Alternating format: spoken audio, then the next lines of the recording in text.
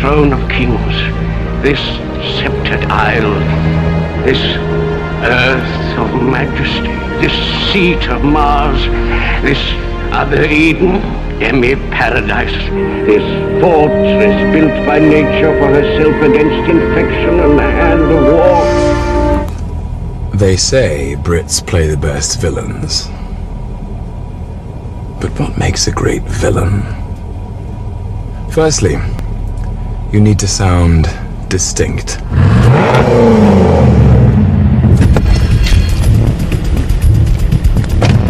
Speak with an eloquence that lets everyone know who's in charge. Gentlemen. Excellent. Now, a villain should have style. The suit should always be bespoke, razor sharp, like your wit.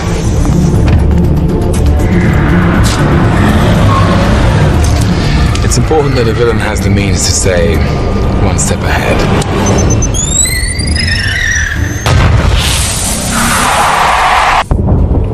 World domination starts with attention to detail. Take this tiny switch, for example.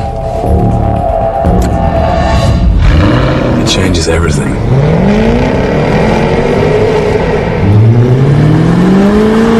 Now brace yourselves.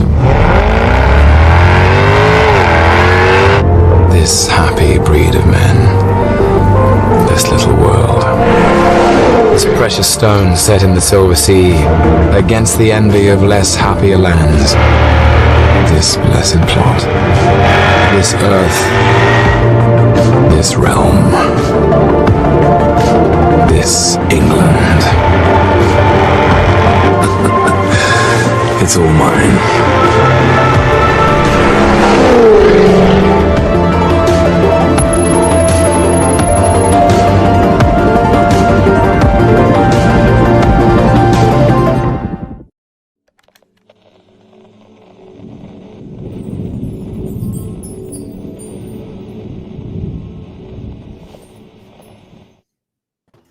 What's going on, everyone? It's Nina Infinity. Welcome to my channel. It's Sunday night, and we are reviewing the last episode of Loki Season 1, the final episode. We're going to break it down. We're going to talk about it.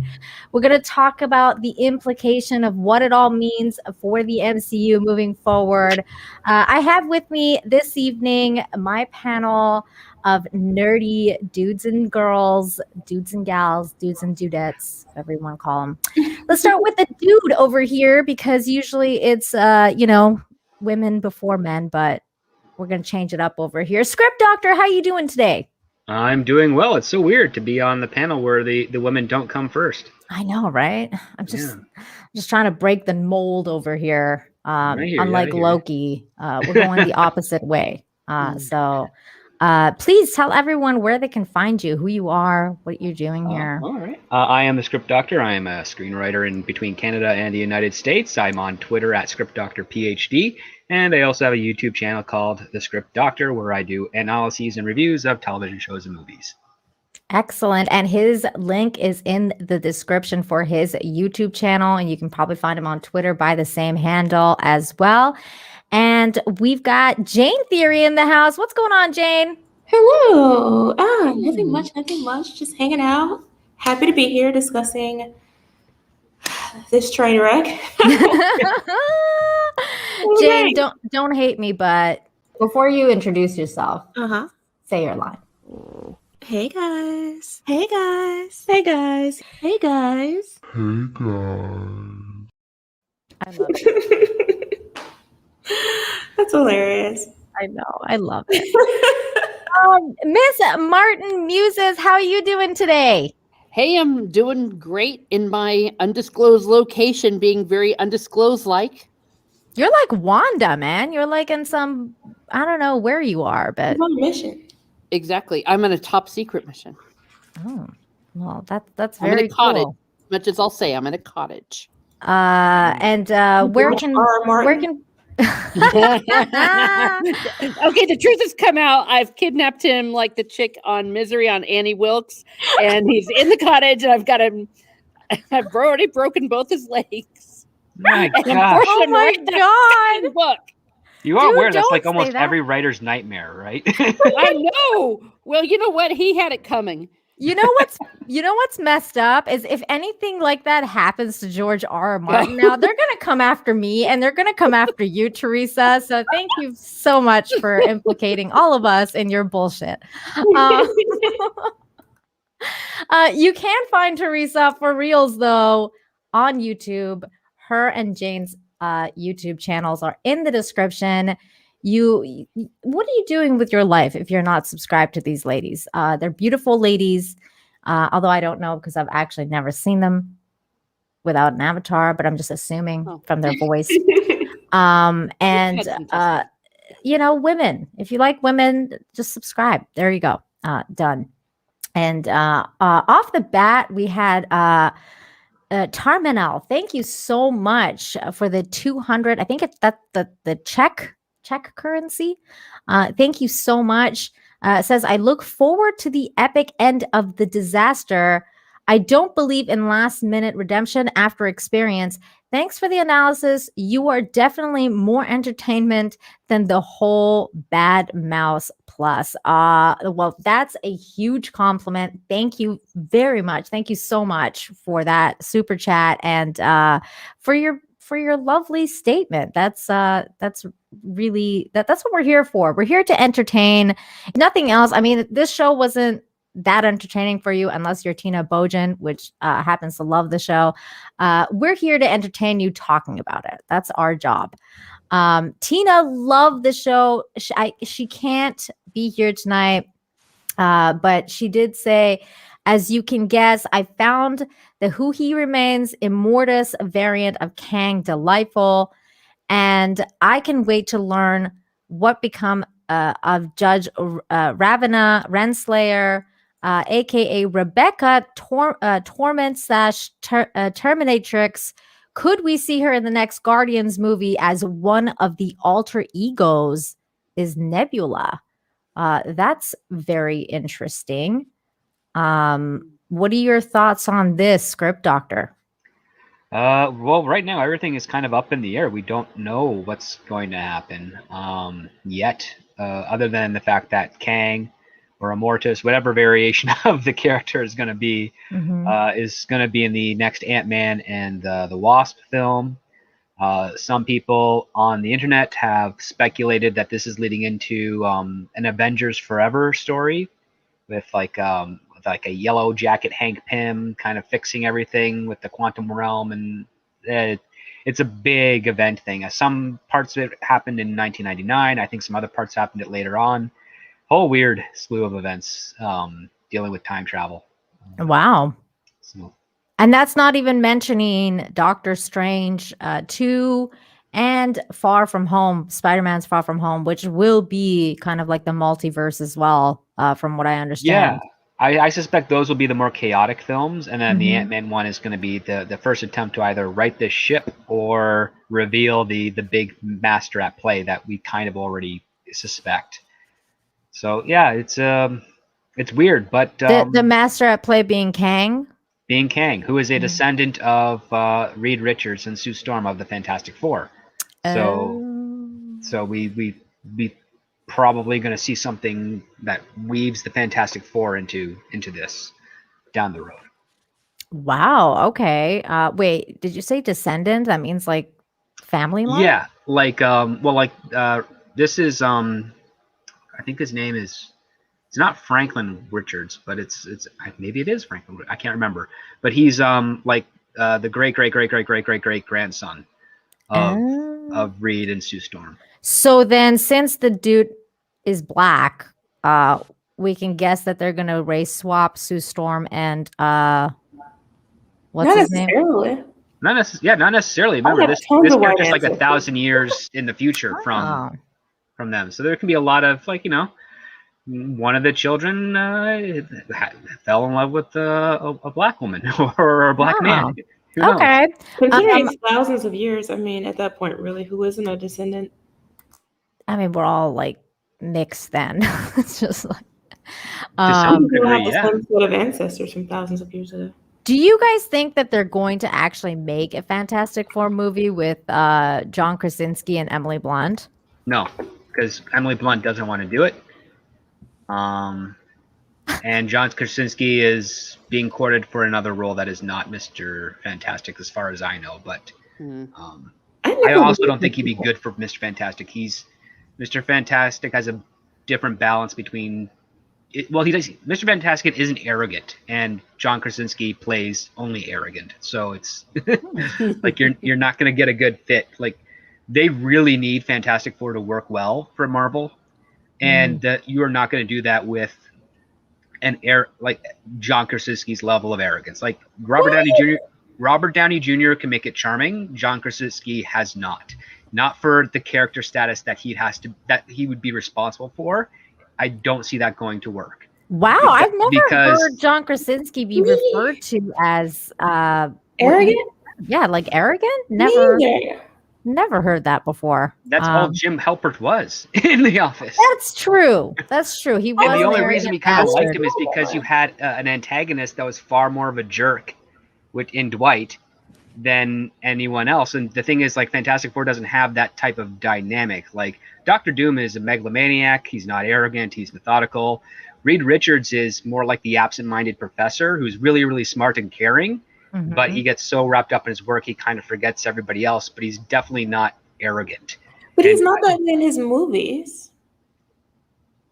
He comes across. He's pretty arrogant in A Quiet Place. I haven't seen what's his other one? The action one. The Jack Ryan Amazon series? The Jack Ryan one. Have you guys seen that? He definitely seems full of himself in that. No, quite a lot. I think that's just your perception. Oh, Jayne. Well, maybe he's just not good enough actor to hide it from me. Ooh, script doctor. Dang. Okay. That's terrible.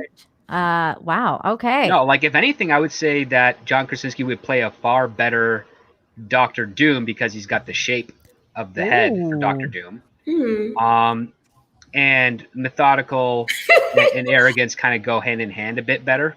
Naymon says this is so out of left field. I'm actually startled. So am I. Yeah, this is really cool. I didn't expect this conversation at all, but I'm into it. I like when people just really bulldoze over what like.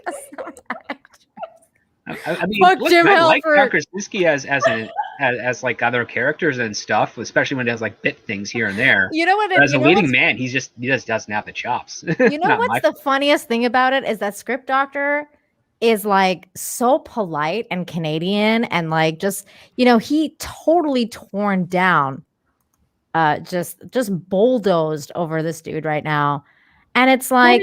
See it. He's so just good. subverting- In 13 hours, he's like a hero. I mean, in A Quiet Place, he's taking care of his family. What? Script, I love it. I love it. You keep on being you. If he was really taking care of his family, he'd never let those children leave the house to go get supplies and then lose his kids. No, he had to arrogant. teach them. He had to train them. He was going to die someday. He knew that. Yeah, I but agree, you don't Script train them in Doctor. that type of environment when they're that young. You build up to that over a long period of time. You don't know that you have a 100%. long period of time. It is the end of time. Yeah, And why are only you getting pregnant? You then learn at the pretty end of quick that time? sound is what they hate, and that it just boggles my mind that not enough competent people existed to realize that sound was the enemy. It was the best weapon to use against these creatures, and then destroy them. Yeah, and then his pullout game was totally bad too. It's like, dude, why are you knocking up your wife when it's in the end of the world? Come on. This came No. on The Walking Dead too. Life goes on. I mean, People Independence still- Day had, as ridiculous as it was, at least had a more believable thing. Like, yeah, humanity will probably find a way to stop this terrible thing. We're totally getting off the track here. This I was going to is an say I actual have review for absolutely Loki. no idea. We are going to talk about Loki. This was hilarious, hilarious derailment though. So I'm just going to quickly say hello to the chat. We got Andy here, Mega Mac, Namons. Hello. Hello, Namons. I haven't seen you here before. Good to see you. We got Michael Gonzalez. Kaylee is here. Grumpy Old Ninja. Thank you so much for being here. Michael Quaid, what's going on? Good to see you. Keely Chow is here. Christine is here. Hello. Jimmy is here. Ooh, Ja is here. We got Darth Side here. Stephen Otten, Nikki D, and many, many more. I saw Shane Nolan in the house. Good to see you, Shane. Everybody's here. Ion is here. Hello, Ion. Good to see you. Roman King. So many people are here. Thank you guys also very much for being here. Please smash the like, share the stream, tell everybody we're talking about the show. It kind of sucks, but what are you gonna do? Gaming or what? Trademark is here and sends me a super sticker. Thank you so much. What is it? I don't know what it is. It's a little doggy farting hearts. Hello, thank you so much. I love that little sticker. And then I think we had a couple more super chats here.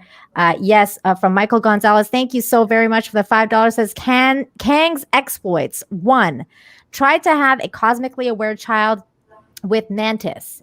2, tried to steal X-Men's Apocalypse's celestial granted powers. 3, revived Thanos. Holy shit, he revived Thanos? That's pretty crazy. Yeah, he's done even more than that. Wow, he's badass. Elvis says, Nina, god damn it, don't ride without your gear on. God damn it. Dude, it was just a picture with my friend's bike. That's it. That's all it was. That was a cool looking bike. It really was. He bought it like off the lot. It was like a brand new Yamaha bike, and I was like, this is beautiful. So I had to take pictures with it. And then we had Red Monarch. Hello, and thank you for the $2. Says, hiya, ladies and gents. Hail. Well, hail to you. Good to see you. Thank you so much for that $2. Yeah. Okay, so we're going to start. But before we do, I just wanted to share this little tidbit that was, thank you, Jayne, for finding this. Price of Reason tweeted out, Loki director and exclusive producer Kate Herron says she's not returning for season 2, which makes sense since season 1 was shit. Says Price of Reason. I thought this tweet was hilarious, but also I didn't know about this. Has this been verified? Do you know if she's actually coming back or not? I think I saw a Deadline article where she's moving on to other things. Quote unquote, moving on to other things. Oh, you're right. There is a Deadline article about it. Here it is. I just went and looked it up. She is leaving. So she is definitely leaving. I wonder why though. Is that Really? because the show sucked so bad that she's like, dude, I can't be involved. No, this is kind of like a hire and dump type of maneuver that Marvel's been doing with their television series directors. Even the guy that directed WandaVision, he's not returning to Marvel. He's trying to do a Star Trek movie, which is not going to happen most likely. Oh God. And this one here, Kate, she's going to be looking for work somewhere else. But she's got that great reference of having worked for Marvel, so she's most likely going to get a job. Do you think this does that make to switch directors in a single series? Yeah, well, this seems like it's a new model that Disney and Marvel is trying out right now, where they can keep their costs low on production by hiring fresh writers and fresh directors who aren't going to have a high price tag, and also do what they want. And the other thing that we've also learned, at least in the last 7 months or so, is that even though there is a showrunner and a director for these Disney Plus shows, they all answer directly to Kevin Feige, who is really doing most of the shots being called. So they're really more just grunt workers with this title, but they're not actually performing the job as traditionally they would have, which is why I have my doubts about the next Star Trek film, because while that guy was around directing the actors, on WandaVision, when it comes to a long-form series, in this case where they're saying it's going to have a single director, so it's akin to a feature film, you have to do a lot more than just stuff with the actors. But we know that Kevin Feige doesn't have runs his ship with a tight leash, so to speak, just to borrow different analogies. So you're not really getting a whole lot of experimentation or freedom for that director to really grow or hone their skills. They're just really following orders. And how does that really service that creative when they go on their own? They're basically back to ground zero, but now they've got this nice little reference on their resume. And they can pat themselves on the back because of diversity. And look, they've given this person a shot. Well, I mean, I don't Yeah. think Kate Herron or the other director are really qualified as diverse. I think they're both white people. She's a Well, woman, so. As a woman, I was about ready to say. Yeah. White women don't count though, Teresa. No, they Uh, actually did. I Because thought- Loki would be oh, one of whoops, the so ones women have- benefiting from the quote unquote diversity thing. That's true. This is what she had to say. I'm not returning. I always planned to be just on for this, and to be honest, season 2 wasn't in the. That's something that just came out, and I'm so excited. I'm really happy to watch it as a fan next season, but I just think I'm proud of what we did here, and I've given it my all. I'm working on some other stuff to be announced. That was her statement. No, I'm just focused on my own stuff at the moment. I love Marvel and I'd love to work with them again, but my outing with Loki is what I've done with them. So I don't know. You know what's weird is it almost sounds like she doesn't like Marvel at all and she doesn't want to work with them ever again because they probably have such a hostile work environment considering all the stuff that we kind of hear coming down the line. But that's more Lucasfilm. I don't know how hostile Marvel is, but I don't know. I wouldn't be surprised if it's like that. There's too. no creative freedom. That's pretty boring work environment. Yeah. Right. Like if you're a director and you show up to do a show and Kevin Feige's like, these are the storyboards for every episode, and the director's like, I don't even get to pick the shots I want. Oh, yeah. Like that's one possible speculation, especially when it comes to action set pieces. I think James Gunn is the only director that gets to plan out everything for his movie. Yeah, but that's because he's James Gunn. Well, I mean, he wasn't James Gunn when he started. Like he was a nobody when he got Guardians of the Galaxy. Like unless you saw Super and maybe Slither and other trauma films, he was. Yeah. Is that the distinction then that once so you switch out all of these different directors, you get all these different people, you give them a shot. If they work on a project that does extremely well, that's incredibly popular, that's when they get the creative control? Well, for how Disney's run now, I really don't know 100%. I do know, like at the time of Guardians of the Galaxy, it was basically considered an offshoot, like a Hail Mary. So they hired a very creative like person in James Gunn, who he's pretty creative, I'd argue. And they said, okay, they took his pitch. Nicole Perlman, who's part of the Marvel Writers Room, wrote the first draft for Guardians of the Galaxy, and then James Gunn came in and rewrote that, which a lot of people liked. They then shot it and it ended up being a lot bigger than they expected. And from that, they pretty much just anointed Kevin Feige as the head of the cosmic angle of the MCU. And they don't want to stray from that formula, which is he had a lot of control. He had a lot of input on like the music and, the shots and everything that a director normally would have. And it's worked out and benefited them until Alan Horn overstepped his authority and fired him, in which case we got Guardians of the Galaxy Volume 3 was delayed by 2 years. Endgame, it had to be completely redone because there's a bit more cosmic stuff involved in that was under the auspices of James Gunn, which he couldn't do anymore. So yeah, it really did throw the big monkey wrench into what was going on, and Marvel I say they stumbled as opposed to recovered. And yeah, I think James Gunn will probably be the last one because I don't think they're going to be bringing him back after Volume 3 for anything. I think he's probably going to be done after that, unless they keep him on as a producer for other Marvel space setting films. That's such a weird approach to movie making. It seems like it would disrupt the flow of the series or the film. Like it just wouldn't have the same tone or the same direction, even the same overall appearance. Like it just seems so bizarre. It's gonna be. They don't have any need or desire, I should say, to have anything to do with the craft. That's the whole thing. It is bizarre. We all know it's bizarre, but they don't care because that's not their end game. That's not their goal. Well, the Didn't give thing a is that you fuck. would think that they would learn from their mistakes, because seeing what happened with, the Force Awakens and the Last Jedi, and then But you what see, that happened. presumes that they care that they did that, or that they even perceive them as mistakes. They don't perceive it as mistakes. They don't give a. They don't care. You're right. They really don't. Because that actually came up in a discussion about Black Widow. And the writer for that was asked about whether in the writer's room they had a discussion about past mistakes when it comes to villains and subversion and bait and switch. And the writer was like, no, that actually didn't come up at all. Mhm. Yeah, so they just My don't. God, No, it's like We know they've done something wrong, but I think that we are projecting our feelings or what we know to be true upon them. That ship's already sailed. They don't care.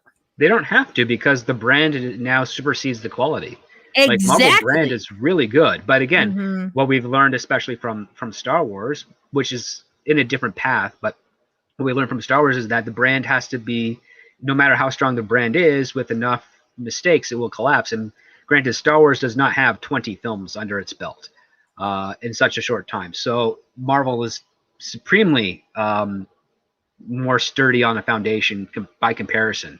And I think because of that, and the brand being so powerful, they can get away with a lot of stuff for a long time before the message sort of reaches their ears and they realize they have to change course. Yeah, which case exactly. they can And they always won't recover. care because then they'll have already cashed in. To a degree, yeah. Stephen Otten says for $2, directing by committee. That'll work. Well, Yeah. if you want to call Kevin Feige by himself committee, sure. I mean, that's kind of my what it really gosh. is. I wouldn't call it a committee at all. Though, and the other comment I wanted to address is Joe Memo here. Thank you so much for being here. It says officially the worst MCU product of all time, Loki series. Okay, I'm gonna make a statement here, and this is just my point of view.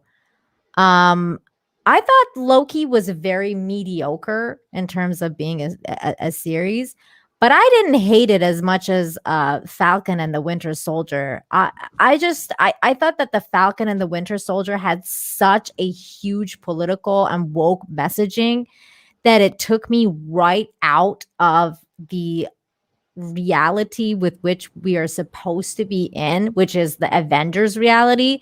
It took me to our reality. Whereas in this series, we're still in the MCU. Like, you're not being told like political jargon that you would hear on the news, you know what I'm saying? So therefore, I don't think this series is as bad as Falcon and the Winter Soldier. What do you guys think? Do you think that all in all this series was the worst one yet? This series is definitely the most boring one yet. Okay. It Jayne? wasn't woke, but it was just magnificently boring. People keep saying it wasn't woke. To me, this was the wokest one because the entire movie was feminine, women, power, feminists, all this crap. It wasn't about Loki. They subverted an entire character's story to prop up the female character, to essentially replace him in every way. She had the costume, she had the intelligence, she had the wit, she had the power. Like, she had everything that he once had if it were just him and his own story. And for me, that's what made it the worst one, because it completely deconstructed Loki as a character. And you could have just taken him out of this movie and it would have been fine. You should just let it be Sylvie's story. But they couldn't do that. They had to completely, utterly destroy him in order to prop her up. And that's what made it the worst for me. Okay, that's fair. To the very end. To the very end. Yeah, they definitely didn't, lift their foot off the gas pedal when it came to that. I was kind of hoping that by the end that they would kind of even things out, but that's not what happened. And we'll get into all of it. What about you, Script Doctor? Do you think this is the worst one yet? The worst property of Marvel Studios? No. Captain Marvel currently holds that trophy. But this was pretty bad. Definitely had In terms of the series, though, like of the Disney of the three Plus series. Yeah. No, I think Falcon and Winter Soldier is worse, which is unfortunate because I loved that cast. Yeah, I really like agree. those characters, and I have no problem with Sam becoming Captain America, but the way that they made him become Captain America was just kind of, It was god awful. yeah. But no, Yeah. I would say Loki. Yeah, Jayne's kind of bang on. Like, there's so much effort to build up this new character, but it's Yep. being built up by other characters as opposed to what she's actually doing, so it doesn't actually hold any weight. And then on top of that, you even understand how the woke perspective is not even fully understood by the writers, because if they really believed in the stuff they preached, they would not make Sylvie the villain of the series by doing the one detrimental thing that is trying to be averted.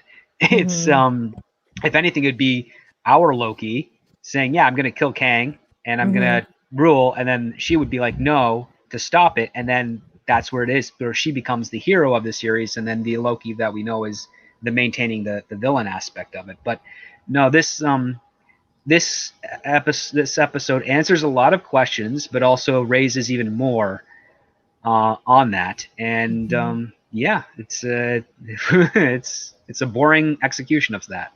And Nikki D for $5 says, "Do you think Tom Hiddleston's Loki will appear in the upcoming MCU films, or Hemsworth's Thor Beyond Thor 4, or might they be too expensive?" Well, I believe he's definitely going to be making an appearance in Doctor Strange 2. I think it's been kind of said that he will. Obviously, he's returning for his own season 2 of this series, because they said Loki will return in season 2. That was their. Which one? It's probably going to be Tom Hiddleston. Tom Hiddleston's Loki. Like, the reports of him being written out of the first season were obviously wrong, because That he's was in every faulty. episode. Yeah. So I think Marvel's not going to. I would be very surprised if Marvel tried to do something of that for season 2. But yeah, he's going to be the nipping at the heels of another Loki or another villain in the next season, as opposed to being a bit more of an active character, it looks like. My concern is that she's going to take the lead. This is going to be the new Loki, period. Maybe, because the last thing we saw, and we'll get to it. I don't know about that, because he seemed to be in it. Like, he seemed to be wanting to fix things. He may be in it, but it's just like, you have the female Loki, you have the female Thor, you're gonna have the female Black Panther. It's just that you see the characters being replaced. Wait. You have a female Black Panther? Yeah, I was gonna say, since wait, what happened? Oh yeah, Shuri does hold the mantle in the comics for a period. Yeah. Oh, okay, yeah. But has that I been haven't heard an announced? announcement about that. No, it hasn't been announced, but I mean, that's. But you're calling it here. Okay, I'm you heard it calling here it. first. Jayne Theory I'm says calling it's going it. to be a femme Black Panther. Breaking news. Breaking news. Yeah. But I mean, I want to say that I want to point out that, I mean, I think that both of you make really valid points, and that I think when Nina was saying it wasn't woke, meaning that it wasn't woke like overtly and like literally like an after school special set where it could be set anywhere in America. Yeah. And what I hear Jayne saying is it's woke because it replaced Loki from his own show in favor of women and demeaned him. So it was like two sides of different kind of woke and unwoke. If that It's makes part of a sense. spectrum of woke. It's more like We're on the spectrum. gender identity and gender politics versus like political, like politics. Racial identity and racial politics. Mhm. Yeah.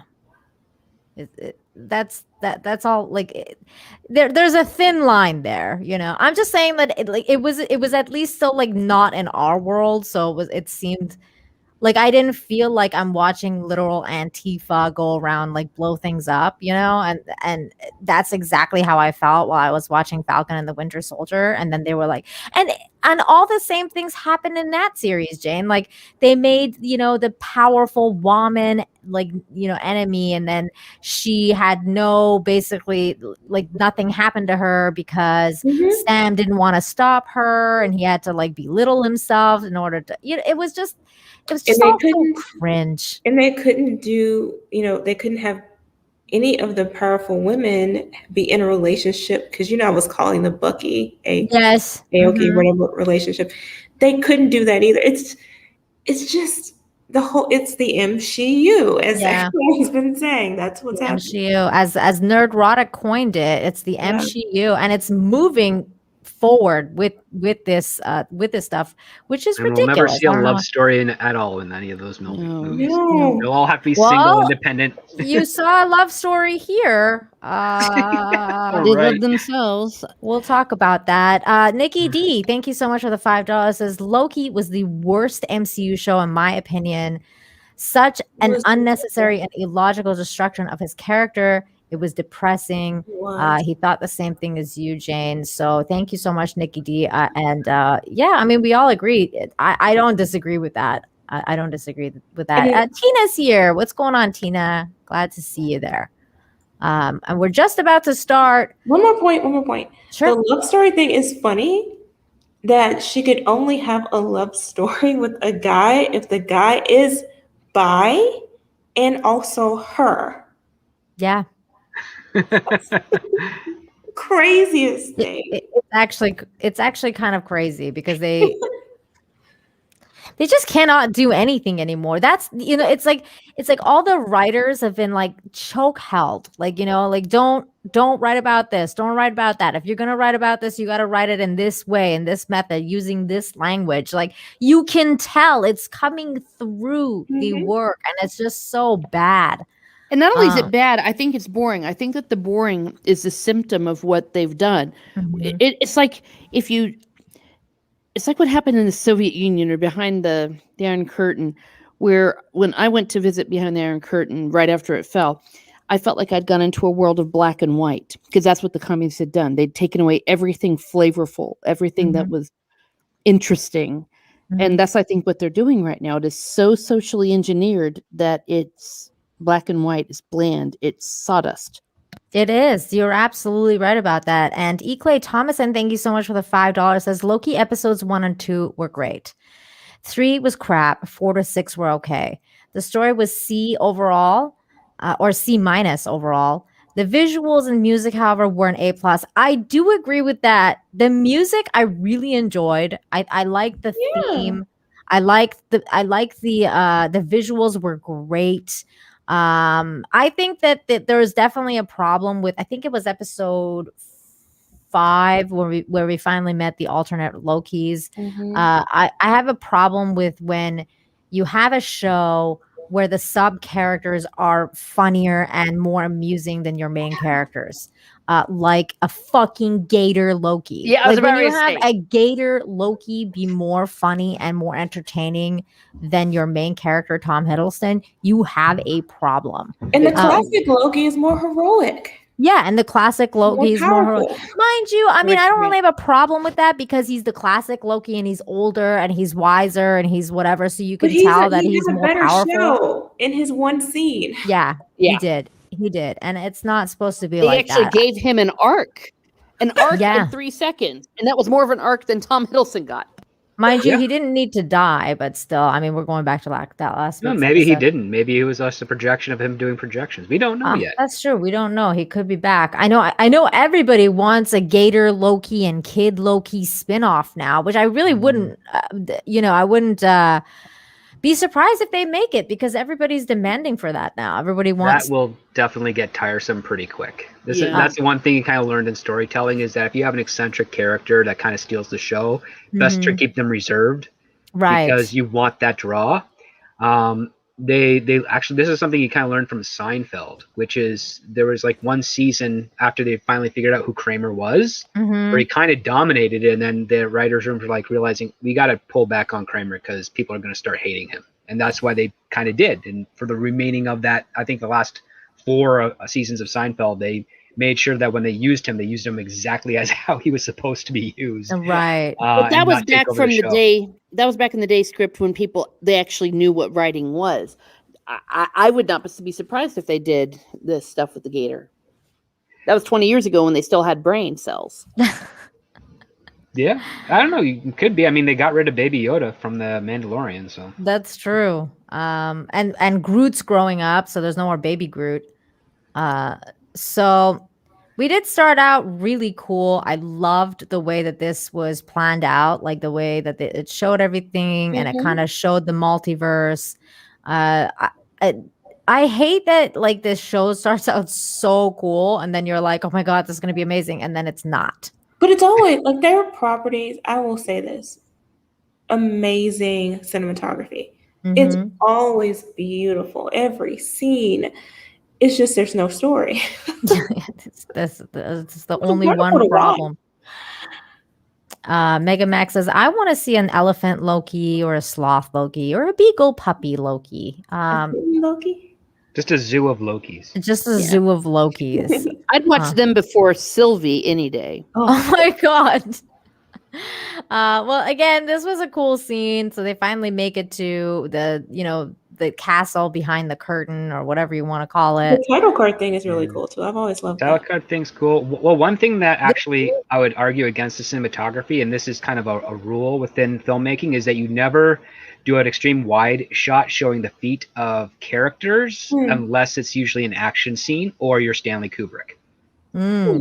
That's interesting. And there's a reason for that, because you either want the shot to be focused on the characters, in which case you usually go from the knee up, or you want it to be focused on what they're looking at, in which case that's the waist to the head, and then the foreground is, or the background is far more prominent. There's similar mistakes are actually done also in Black Widow as well. So it just shows a very amateur direct, level of understanding of cinematography. Yeah. Did we recognize this castle? Have we seen this before? Because I didn't recognize it. I saw it in The Wizard of Oz. Oh, okay. Okay. No, I'm teasing. I mean, it was I know. a lot of but they were ripping off so much stuff. No, but have we seen this in the MCU? I don't think we've seen this, right? No, I don't think we've seen it. That could be revealed one day as Avengers Mansion, because Avengers do have a mansion in the comics. What's funny is it gave total like A, Hogwarts vibe, and B, like Bruce Wayne's mansion, like, and I was like, wait a minute, that's a different universe. I was like, wait, is this Batman? Okay, so then sorry, what was that, Jane? No, I was just saying it was very pretty. Yeah, it was. I really like the way it was happening. So of course, even in this scene, look, she's always ahead of him. He's always behind. Exactly. Look at her face, resting bitch face. He looks scared. Always either side, in this kind of angle, or she's always ahead of him in some way. The classic George Lucas 2-shot. Well, she's in the queen position, and he's Prince Philip. Well, here's the other part too. You don't do a shot where you show them on the stairs with their feet. You would cut it off like right below the knee. Like right here? Yeah, and then you'd make it a tighter frame. Yep. They want to show all this though. But the reason that they don't show feet is because a lot of actors have height issues. There's also that. So you don't want to do an extreme wide if you have one actor taller than the other. Yeah, in Tom Cruise's case, you never want to show a full height. Yeah, and in the Black Widow's case, the whole reason you got that CGI side shot is because the Olga is 7 inches taller than Scarlett Johansson. So they had to put in a stunt double, do the scene, and then put her head over top of it. Yeah. Because otherwise you would never show the feet if it's not an action scene. You never go that wide for two people just kind of walking towards each other, unless it's actually going to transition into a fight where you can actually see what the fight is going on. But over the last like this scene, right? This is how you do it. Yeah, because even if you had, say, for instance, Sylvie was significantly taller than Tom Hiddleston, and they wanted to display that Tom Hiddleston is taller than her, they put Tom Hiddleston on like an apple crate or something. And that's how you get that type of status appeal. Now, granted, in real life, Tom Hiddleston is taller than the actress, because the actress is tiny. She's like 5'1", I think. So this is easier to do, but this is how people like frame their shots. And if you don't frame your shot properly, you don't balance it out, you get that whole weird profile shot of Taskmaster with a cut and paste head of another actress floating with the body. So yeah, that's why, like, cinematography is its basic rules, why you frame people in certain ways, why you hide things, why you showcase other things. Yeah, it's you don't see this stuff in like a Tony Scott film or a or a or a Steven Spielberg film. You don't get that type of thing. If you're seeing feet on an actor, they're usually running towards the screen, or it's a big wide shot where Indy's on the bridge and he's about to chop the rope and swing to the other side of the chasm. Yeah, And again, in this scene here, like I totally see what Jayne's talking about, because again, look, he's in a submissive position. He's looking down. She's always the one that's like, well, excuse me, like, give me a minute. I've been waiting to like go for this moment all my life. And he's just like, oh, I'm so sorry. And he just like puts his head down and he's like ashamed. This is not Loki. I don't know what this is. This is basically like love struck Loki, from what I understand, because he's basically like he's just timid and love struck and just completely like lost himself and who he is as a villain and as a character, because he's like, what, I can't even say pussy whipped, but he's just kind of like, oh, a girl likes me and it's me and I love her, and I don't know, it's just really weird. It's still weird. Oh, I didn't notice this before. These people have clock faces. Like Miss Minutes. Yep. Oh, that's interesting. Okay. So then they go inside, and then of course Miss Minutes shows up, and we did kind of call this that she was gonna be a part of it, like because, well, she seemed like she was going to be. Yeah. She's a repository of knowledge, so yeah, she should know everything. She was kind of evil in this scene. It was kind of funny. Evil, yeah. I hate AI. I thought Jayne might be enjoying this because she likes AI. I do, but not this one. So he created all and he controls us. Obviously, she's talking about quote unquote Kang, who is not really referred to as Kang in this. No, and she's also preaching dogma, which Kang then dismantles later on. Because that's that thing that this episode reveals, is that there's the truth and then there's the dogma that he put in place to maintain everything. Yeah. Right. You're giving me PTSD from having to sit through that scene where it talked for 10,000 million years, and I'm like, just fucking say something that makes one little bit of something. 25-minute office scene. Yeah. Yeah, it's so funny because that's like what that's what I was talking about when I watched the episode too. I was like, this episode, like, I could have seen this being like the second to last episode, like the penultimate episode or something, but for a finale, for you to just sit there the whole time and like there's barely any action, like, come on, this was supposed to be the finale of the episode. Like, we want to see some action here. And no, we saw more action in the last episode. The penultimate episode had way more action than this. Well, it didn't even need to have action. You just need to have something. I mean, I'd rather sit in the dentist chair than watch that. Yeah, tension would have been nice. Tension would have been nice. Yes. So there we go. She's just they're talking and talking and talking, more talking. Oh, and look, more talking. So I mean, you try to throw their swords at her. Like, we know she was dodging the rolled up magazine in like episode 2 from Loki. Why aren't they trying to kill her here? I mean, it's just ridiculous. And then of course it would have been cool if they just stabbed the clock. Yeah, it's like, time's up. Just come on, like, make it funny. Is it just me, or did she start looking more evil too? Like, I mean, she shouldn't really change her appearance. It's just a freaking clock. I can't tell. Look at her. She looks more evil. She used to like look super one shot with cute. The eyes, yeah. Yeah, she used to look more cute, and now she like looks all evil. Yeah. It's like, dude, you can't really change that much appearance for a clock, but they did it. Maybe it was the way that they were having her like with her arms and stuff. Maybe she was coming off as more creepy. I don't know, but that would mean that they actually meant to do something. They did. Okay, Shane says it's just me. Okay, no problem.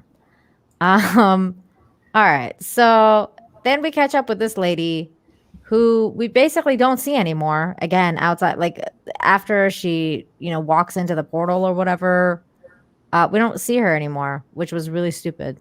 I We'll hate get when to they do that. this. That Uh, shot, that's overused. This shot here? Yeah, where they just spin the frame.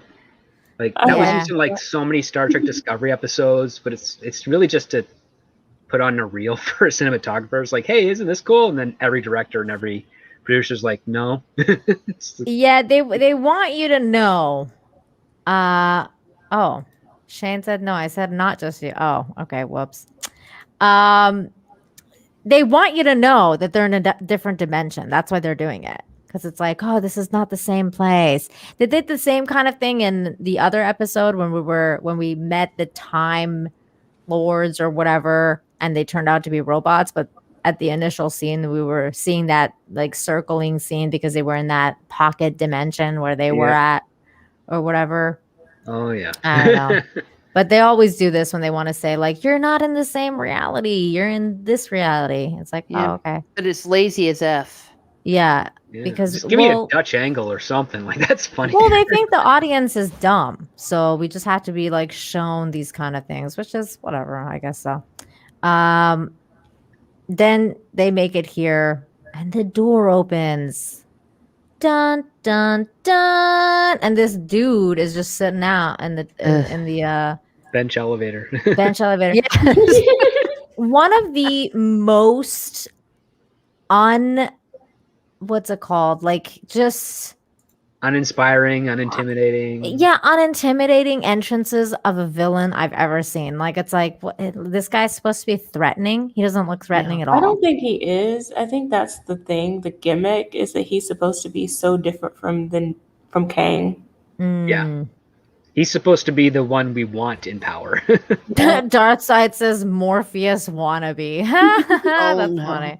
Look at the cape. Oh, that's straight out of the comics too. So The cape is? oh yeah, he wears like this weird purple cape with like an Egyptian style neck collar. Oh, okay. Well, yeah. So you see him, and they're like, "Oh my god, let's put up our swords and fight this guy." I'm gonna And eat an apple because William Shatner did that in that one scene in Star Trek. yeah, what was up with the apple? Like, where is he even getting this apple from?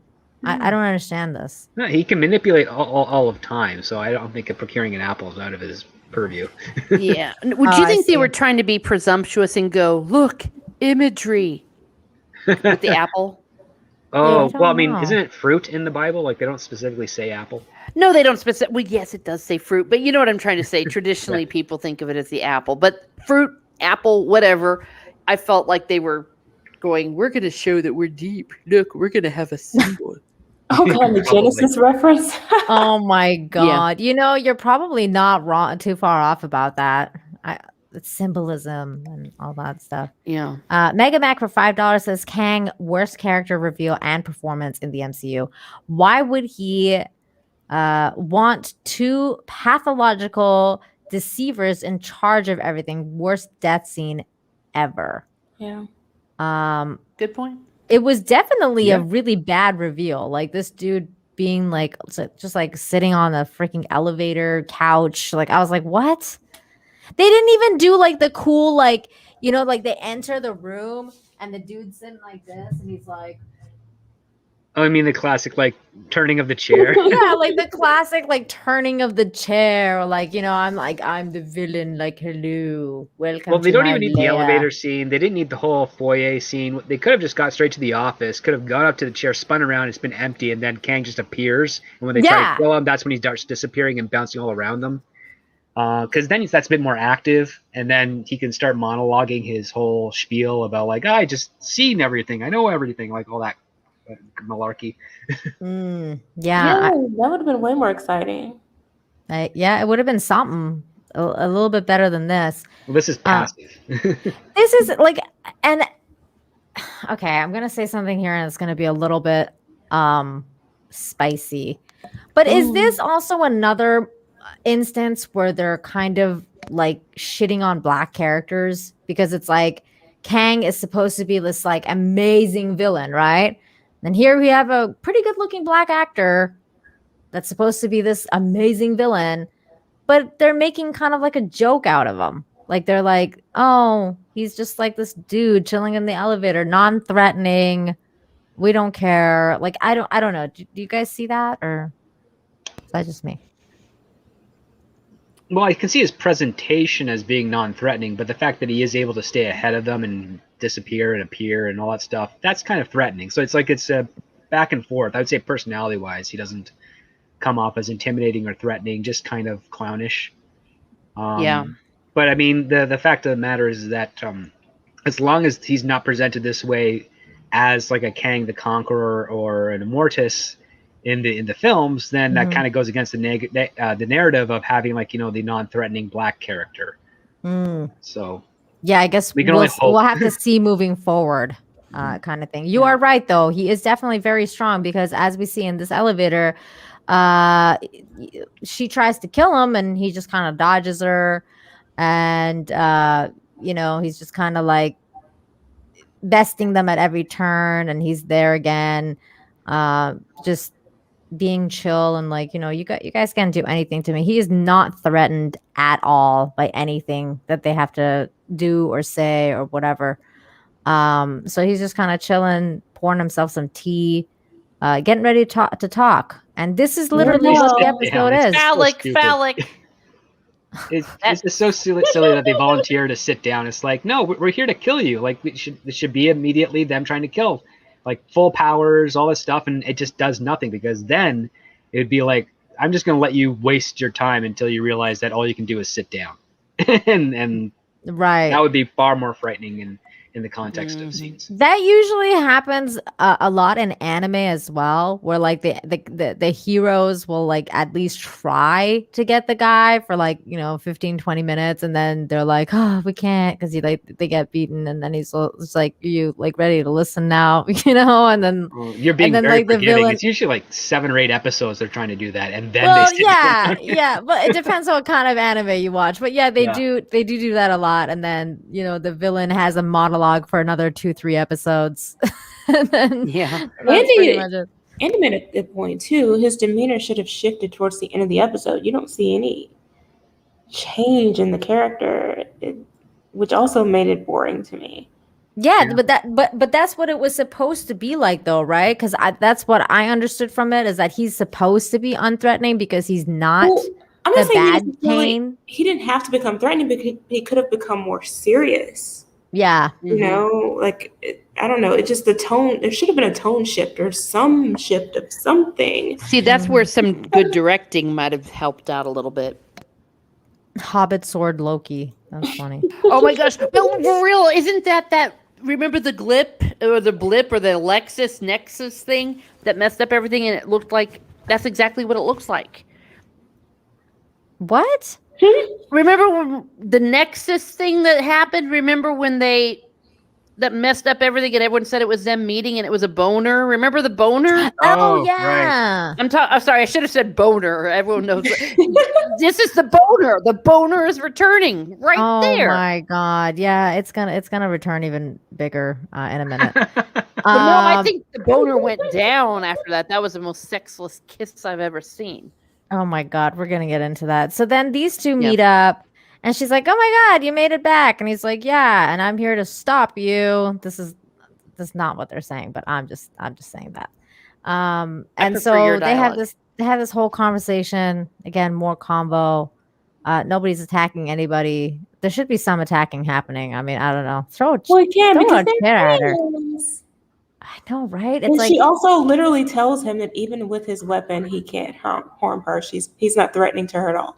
Mm-hmm. Right. Meanwhile, diversity hire person here goes to high school. Yeah, she's in 2018. Gosh, so sad. What were they doing again? They were hiding here looking for what? Looking for the principal. Oh yeah, they were looking for the principal. Yes, they're looking for her. Because they wanted to show that she's a variant of herself. Mm-hmm. And she is. And then we go back to this scene where they're talking again and more talking. More talking. 6 to 10 minutes, and then it's broken up with Owen Wilson. Oh my god! And then more talking. At this point, I wanted to jump off of a metaphorical cliff.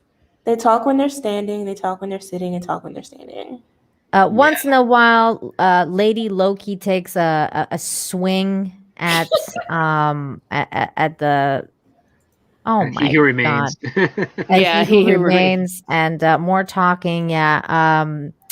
Well, it's not just the It talking. wasn't even good talking. I It mean, wasn't really good, but it also explains what's going on, which is that Kang, he doesn't write history. He has just witnessed all of it, and now he is manipulating it to his own preference. Um, again, I don't understand the whole paper thing. Like, it's showing the script, what they're saying. Pretty much, yeah, it's just a meta allegory for showing the script. The scripts aren't formatted that way at all, but yeah, that's what they're doing. yeah, but it's just so like, oh my god, like the technology. It's like, oh, we're printing out papers of what you've said. Like, it's Yeah, they did it in the beginning of the episode. they did it in the beginning too, and Mhm. I was like, I don't get this. Like, you have all this technology, but you're using freaking dot print. And then paper later they use thing. the Zack Snyder Man of Steel technology for the story. Yeah. I Well, was it's like like, what script just was saying. They're thinking that they're being deep, or like whatever metaphor you said it was, or something. It's like, look at us, look at us. We're doing symbols. We just had an apple. Now we have paper. Oh my gosh, we're smart. yeah, and then it's like you have paper. Meanwhile, you have a very powerful AI, Miss Minutes, who's been like doing all this bullshit this whole time. So why don't you have her in this room and then have that going on like that in the conversation she's included so that you have this kind of like you at least see who is the other side of Kang because obviously he's been talking to her the entire time. So you can have Yeah. I don't know. Well, I don't think it was necessary for them to even show any. If he's outmaneuvering them, that's proof that he can predict what they're doing. yes. Why do we Yeah. then have to see the piece of paper showing it? It's just. Yeah, you don't have to do that. But there's also another show that was on out last year, I believe. It's called Devs, but it's actually really called Deus. And I didn't think it was very good, personally. But basically, it's a bunch of computer programmers have cracked the algorithm that can now accurately predict the future. And so what you end up seeing is you have like the bad guy at the end telling the hero, like, this has all happened, like the computer program predicted it. I've watched it, everything I'm saying, the computer knew what to say, everything you're about to do, the computer knows what to do, and they watch it on the screen happening seconds before it actually happens. And I'm like, okay, so this is kind of what Loki's trying to do, but they're doing it in a far more like vintage style of way, like, oh, it's all paper, it's all like book form, and it's in files, and it's like I more hated it. bureaucratic. Yeah, it was just kind of boring. It's dumb. Use some technology. Come on now. And then they keep talking about it. Like, we get it. We gotta. Yep. It's literally like how long was the show? 45 minutes, 22 seconds. It's literally just talking and talking It's about 30 minutes of this. Yeah. and more talking of at least I guess we figured some stuff out though. I will say this. I guess I was totally wrong. I thought that we were going to be, seeing Loki as the main person behind the scenes, but it was Kang. So I mean, they did hint at it, and then this time they actually came through and gave us Kang. What do you guys think of this? The fact that they hinted at it and they gave us Kang. At least we got Kang. It's not Loki. We got a Kang. Yeah, we got one. Well, I think that we even said last week, watch it, that all the people have come up with all these incredible theories, and they're just going to go with the most obvious one. Well, it was Kang all along. Okay. Kang all along. Yeah. Well, what's also kind of funny is that Kang, another version of Kang, actually selects 3 other people to be actual time keepers in another alternate version. But in this version, and he they're had not the robots, But in right? this version, he makes robots for them. Yeah. It's crazy. But the other part too, which it solidifies, and the whole aspect of what Kang is doing is we learn that free will is the only thing he can't control, which is why he had to make the TVA, why he's having to do all this stuff, is because these variants exist, and if they were allowed to exist, he claims everything would be on fire. There'd be that interdimensional war between timelines and so forth. So yeah, and it's kind of silly too, because even the writers don't understand the concept of free will, because they're trying to say, oh, it doesn't exist, and Kang is saying, like, if it didn't exist, I wouldn't need to be here. Like, that's kind of like, that's the central conflict of what Kang is trying to do. What basically he's offering Loki's to take care of is saying, yeah, free will is the problem. In order to maintain this temporal peace that he fathoms, there has to be someone who oversees it, because branches, form, and they got to be trimmed. And yeah, so it's very it's a very silly concept. Doesn't achieve the goal that I think they want. Further reinforces why I tell writers avoid time travel stories, because they're very hard to do. Tina says here, actually, most of the episode was supposed to be the two of them with Miss Minutes and a long Last Temptation of Christ scene, with Immortus showing up only in the post-credit scene. I wonder if that would have been even a little bit better, because then at least you're kind of, having a big reveal versus this, because you don't really have any reveal at all. But then nobody would know who this character is, even more so.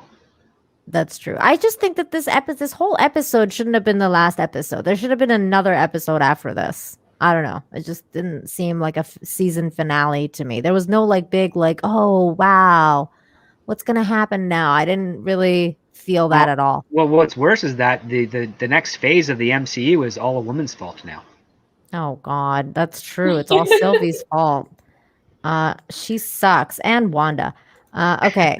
So, but then, going on what you were saying, though, Script Doctor, this is kind of what he's saying to them. And this is what Miss Minutes was saying to them, too, was that face. I know her face. This is a great pause right here. That there's no there's no Thanos, but there is Thanos. But it's basically any reality that goes to Kang's vision of things, he keeps. That's the main line, versus the ones that he deems unworthy, he doesn't keep, he prunes or whatever. Exactly. Yeah. He's basically an editor of time. He's seen it all. He's seen every version, just like a director and producer would when they're cutting together a video or a movie. And they're like, yeah, I don't like that take, so we're going to get rid of that one, and we're going to keep this one. And that's kind of what he does. And props out to, I guess, Slithering Peanut, who's I think he was in the chat or not, but Slithering Peanut and a couple others. We did cool Twitter conversation, and yeah, we figured out what was going on here all along. It's it's just all manipulation and stuff, where only one timeline exists, and it exists because the agency of those characters aligns with the agency of Kang. And he wants it to exist. That's why they exist. Not that they don't. Not that there is only one timeline. There are many. He's just not letting them occur. Exactly. Right? Okay. Yeah. So that's where we're at with this. We got 45 minutes of talking about it. And then, of course, we go back to this lady and the judge and this dude. And she's like, I'm going to get you because I'm going to have people arrest you. Look at her. She looks all evil and shit now, too. Look. Well, she's holding on to the last remnants of her belief system of the TVA. Yeah, I looked out for you, hung out my neck for you. She's blaming him. She's like, it's all your fault. You're the idiot. Me, the guy that escaped the Alliance. It's all my fault, right? I think she is gonna. I think moving forward, though, I think she will be a good villain. I think she is. They've made a good villain out of her. So we'll see how that goes, but I would have liked to see more of her. She did beat the shit out of him. Another man was bested very easily. Look, there he is. Owen Wilson often gets bested in everything he does. He's never really a fighter. No, that's true. And if he's doing another Shanghai movie with Jackie Chan, and he's gonna get his butt kicked in that one too. But he didn't have to. They didn't have to also have her say it. Yes, no, they didn't have to have her say it. That's true. Yeah, that's true. Just in case y'all didn't notice. Just in case. She was a warrior too, though. So of course, like she bested him, and she's like standing over him, blah blah blah. But Arrogant about it. she decides to spare him and says that she's going in search of free will. So she's going Even she to- doesn't understand it because like you need free will in order to search for something. Exactly. I mean, she's doing this of her free will, maybe because if Kang has seen everything, wouldn't he see this too? Like, I don't. Yeah, and he's get it. allowing it. He's not allowing trying it to prune happen. her. Yeah. Right. I just so- feel like this could have been a conversation. They're supposed to be friends. They have all this history. She could just explain her plan. She could have offered him to come with her. Yeah. That Join could be me, and good. together we can rule the galaxy. Oh my God. Exactly. Well, yeah, I mean, no, but Can't have a man's help though. No, she Oh, doesn't like him that's it. anymore. She's like, you betrayed us and our idea that was based on some bullshit. I don't know. Do you think that in season 2, Owen Wilson will be a teacher at that school that she's the principal of? I think they're Well, going to be he may- married. Yeah, I was just about to say Or that married, he'll be yeah. a stay-at-home dad and Yep. husband. Who's building his own jet ski? Yeah. No, Ohio. no. He's not building it. He goes and wastes money on a jet ski, and they get into a fight because she's going to be like the independent woman going to work. And I'm she's a like, "Why are school you buying principal. a We can't jet afford ski a jet with our ski." money?" And he's all going to be like, "Well, honey, I thought that we could use some fun. I It's don't a know." 2-person jet ski. We can go on Lake Erie, and Oh then- my gosh. Yeah. So that's what's gonna happen. We're calling it here. So then this dude keeps talking, and more Oh talking. my God, they're sitting down again talking. Yeah, they're sitting down again with their swords in their laps. Everything burns. This At least show the sword's definitely no burns. longer making a tent. Oh God, Teresa. Well, sorry, it was very obvious. It was right center screen. So he's Well, I telling mean- them who's. Now he's sitting again. And Yeah. He's sitting again. The swords And are then he- actually facing across their waist as if it was like those old high school desks. They had like Yeah. a floatable table. Like that's what the sword is at this point. It's like take your Steve- notes. Stephen Otten says for $2, I'm glad I missed this epic. This was a shit show, man. What I find really funny is that the writers know that this is a shit scene that has been going on for too long. So they're like, we need to do something. Mhm. Let's give this weird animated thing for him to do so that we can have this fucking thing so we can have just something else happening without them being the focal of the conversation. So they needed to have something. So they go outside of their weird 60s technology that they've got going on so far with the fucking paper printing and blah, blah, blah. And they have this very strange animated statue situation, which makes no sense with the other technologies that they've shown. They literally, what the hell does it, how, I don't know how this Well, you can Well, say it's the all 60s symbolic. technology is an homage to the birth of the current Marvel era, which was in the 60s.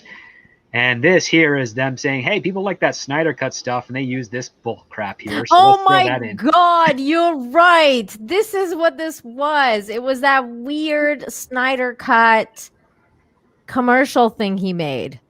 Well, not like the commercial thing, but that metal piece that Steppenwolf talked to with Darkseid kind of coming through. That's what this is. That's what this is. The molten moving metal stuff. But they had the same texture and the molten metal thing for their little commercials that they did for each character. It was the same thing. Oh my God. That's where I remember that from. I So think he's they're talking trying about to the- give us all a seizure at this point. So he's talking about the other universes, and we're like, oh, okay, let's look at this little animated thing for a second instead of them talking. So then he has narcissistic self-congratulatory piece. He's talking about himself and the different variations of himself, and how they decided to make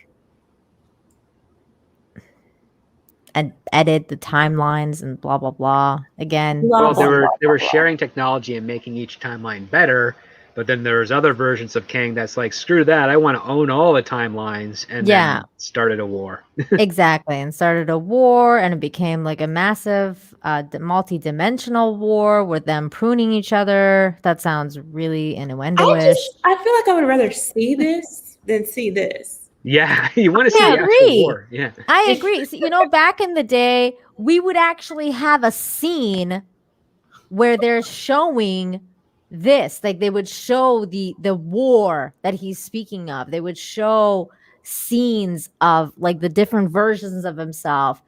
What the F is this? Like, what is this weird, like, oh, I'm going to tell the story with this weird fucking clay creature things. They could have at least ripped off the Jet Li movie The One, which is basically where Jet Li goes from universe to universe to kill himself so that he can become more powerful. I mean, that's how I would probably open up this episode with, that actor sitting like in a classroom or something teaching students, and then all of a sudden another version of him comes in, tries to kill him, they're fighting, and then a third version comes in, and it just goes all haywire. Nobody knows what's going on. And then that's how you kind of get your setup, like, oh, all these variants of this one guy are going after each other. And then we get to hear, and he's like, yeah, there's a war.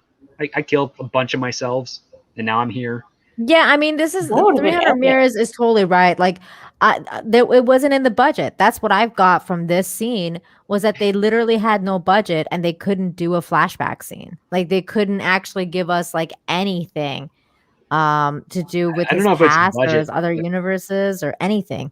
I'm not sure if it was budget, but I'm pretty sure it had to do more with the pandemic and not being able to shoot something as elaborate with many people.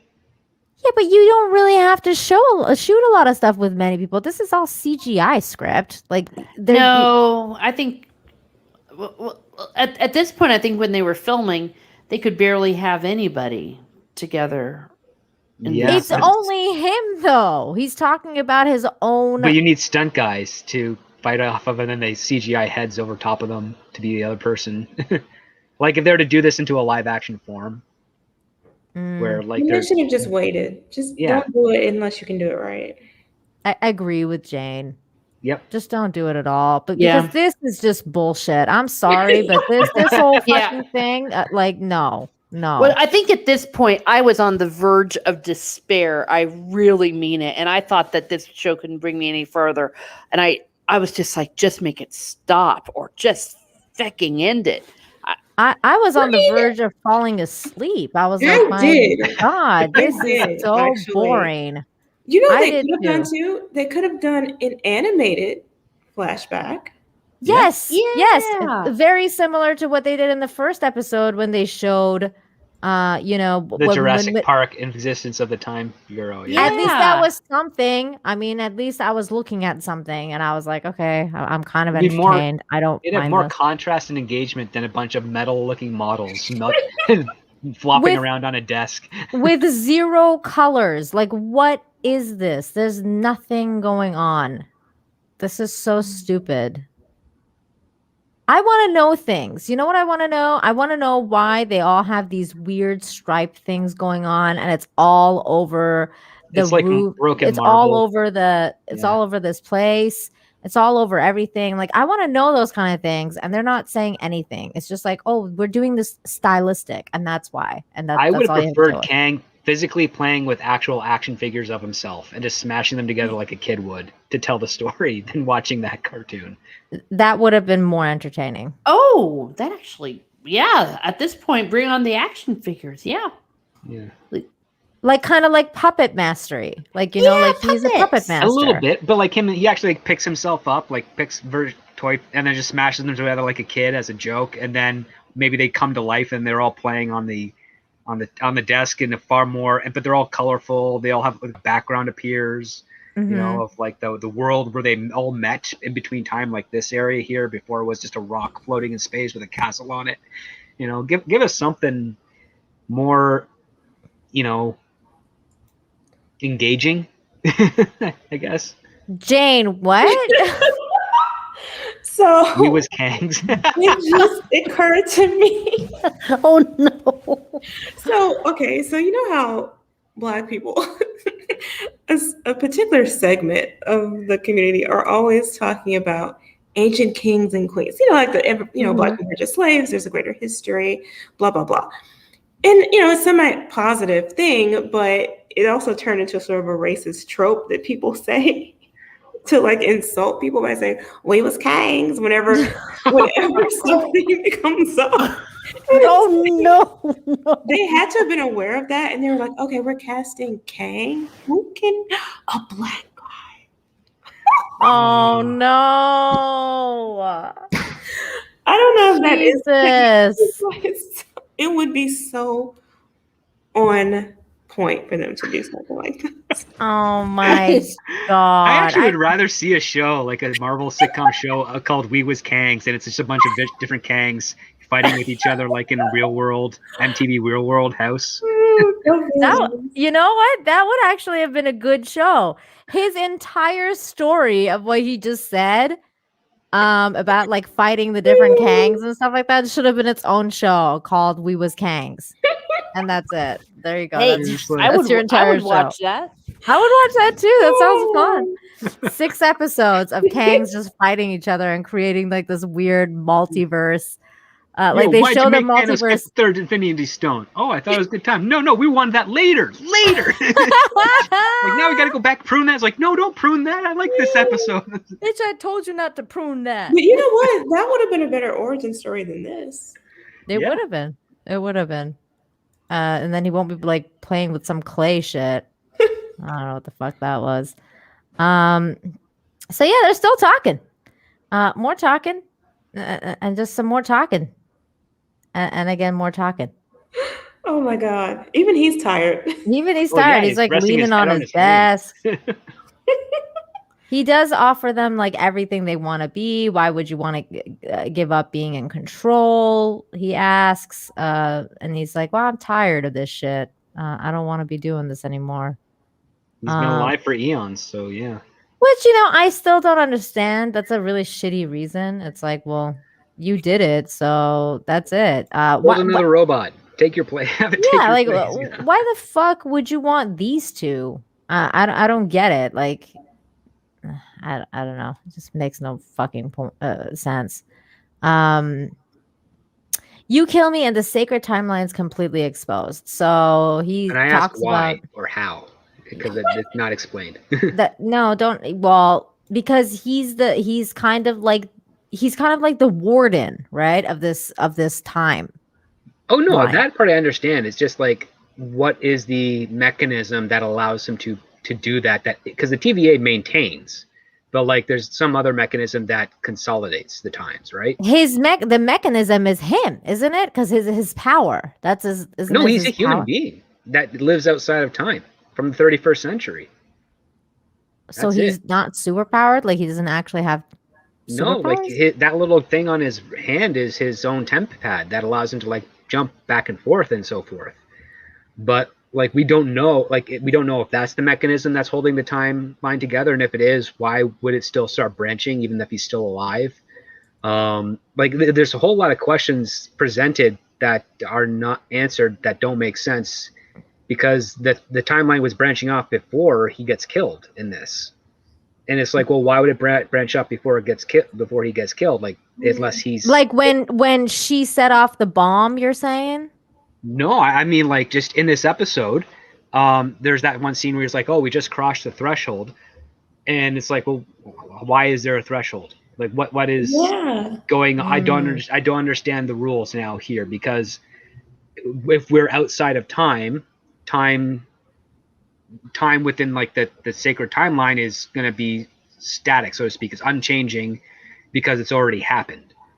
So why is there a threshold? Like, unless you're talking about another timeline, which shouldn't technically exist because he consolidated all of them into one and then pruned off what he didn't like. And there's a whole lot of craziness going on, because even if he dies, he would have to say, well, whether I die or whether I leave and you want to take over it, that's fine. But here's the device that allows for this to be this way, and or here's how I did it, so to speak. Yeah, I mean, Michael Quaid makes a really good point here too. Well, somehow the guy did create a building where Infinity Stones won't even work. Like, that's the kind of stuff I wanted to know. Like, How did he pull that off? How did he pull that off? Like, why are the Infinity Stones or why doesn't magic work in the TVA? Like, how does he stop all this shit? Yeah, because like they're at the end of time, so that they can see all time that ever was. Mm-hmm. And it's like, well, then if we can see all time that ever was, we can see the branches that happened in the past. But now you're saying there's a threshold, so now there's a future at the end of time. Mm-hmm. Like that, do you not see the oxymoron of that? Yeah, makes no sense. It makes no sense. Yeah, it's why the right, like, again, our fiction is only as intelligent as the writers creating it, and sadly we don't really have a whole lot of smart people working on these shows. So then she's getting madder and madder because she's like, you're playing with people's lives. You played with mine. And he's just like, yeah, well, whatever. I did what I had to do, bitch. Hypocrisy. Hmm? He brings up her own hypocrisy. Yeah. Yeah, because, they're villains and they've killed people. Her especially. I mean, she was pruning people left and right. Yeah. She didn't give no fucks. She set off like God knows how many time bombs in that one episode that miraculously got fixed off screen. We never knew how. Yeah, and Kang like let that happen apparently. Megan Mac, thank you so much for the $2. Says Loki review from Charles Barkley. Terrible. That's funny. That is funny. I love Chuck. So talking again. He's thinking. They're talking more. And somehow, for some reason, he says, "Oh, as of right now, like 7-8 seconds ago, I stopped being able to tell the future." Yeah, for whatever reason, makes no sense. Like you're outside of time. I don't know. No, seriously, why? Does anyone know why he was able to stop seeing the future? Is it because they made it there, even though he let that happen? I don't get it. What? Is it because he cut himself off? No, I think they're trying to use it as a story device to show that we're now in unpredictable territory, which is a false premise based on the rules that they've been setting up. So they're not even paying attention to their own rules. Yeah, like because there it is. Like they passed that threshold, and now we see those 3 branches from the timeline. And 300 Mir says because the plot needed it. Yeah, pretty much. There's an old Persian saying that whenever something like this happens and that makes no sense, it's like the Persian saying is like the director said so. In this case, the director didn't say so. Kevin Feige said so, but the director had nothing to do with Well, anything. here's the situation. It's like, oh, we have to tell a story that explains why there's multiverses now. So we have to establish that there hasn't been a multiverse so far. Okay, fine. So how do we break it up? Oh, I don't know. We'll just have some guy who's somehow holding it on by a thread in a way that we don't understand, and then we kill him, and then things go crazy. It's like that is. And again, why was she afterthought. even able to kill him? That makes no sense at all. Like he's so powerful. Anyways, we're gonna get there. Well, he lets himself die, or they don't even say what happened if they took over. Does he just go back to his 31st century timeline and finally live out his life and die? Like we don't know. That's what he kind of claimed because he said, "Well, I'll end up back here," like or something like that. Well, if he's killed, he'll end up back here. Yeah, if he's killed, he'll end up back here. Which he was. He was killed. So eventually, he's going to end up back here doing the same thing all over again. Yeah, because but if they take over, if they replace him, like they just take over and let him leave, does he go back to his own timeline? Like we don't know. Like there's a very lack of specificity with what the options are. Right. Take over my life's work and continues. I'm still talking. My God. More talking. I just felt like talking. More talking and more playing with that weird thingy, whatever the hell. Pad, yeah. Yeah, that. Mm-hmm. And then of course, finally, something happens, and that something is Lady Loki being like, "Fuck this! I'm gonna kill this dude," And Loki's like, no, don't kill him. I believe him because, if you kill him, something really bad might happen. And resting bitch face Loki is like, I don't care. I'm gonna kill him. Stephen on, thank you so much for the $5, says Marvel series or Melissa McCarthy ramble comedy, as Critical Drinker would say, don't know. Yeah, I mean, this series is a mess. It's weird because I wasn't hating it as much as I was until I started breaking it down, and I'm like, man, this was shit. Is this the part where he just goes, Sylvie, wait. Yeah. Wait. Yeah. Wait. And I'm like, what? Wait for what? And again, we know he's a good actor, so the directing is what was having him deliver those lines like that. And he poses no good argument as to why not to kill him. Yeah, he just says, no, he just says his argument, which actually makes sense, is saying that he believes them, and if they kill him, something way worse could happen. So it's the devil you know versus the devil you don't know, right? There's that. There's the other part, right? It's like, if we're in charge, we could put you back to your family. Because again, they'd be in charge of the timeline, right? Right. So like, he doesn't even use that as an angle. He's like, listen, we can fix you if we're in charge of it. Right. We can like that would be the perfect way to like appeal to her goals and wants. Because if he's been paying attention to her at all, she wants to kill him because she was taken from her family, robbed of her life. Mm-hmm. And it's like, well, if you're put in charge of the timeline, aren't you able to fix that specific thing? Mm-hmm. Exactly. Revenge, though, that's the only thing she's focused on. Revenge and what was done to her. So, but then in this case, now that she's in love with him, would she be wanting to be put back on time? I don't know, because then she'll never meet him, right? Well, no, because he'll be there too. The same timeline. Yeah.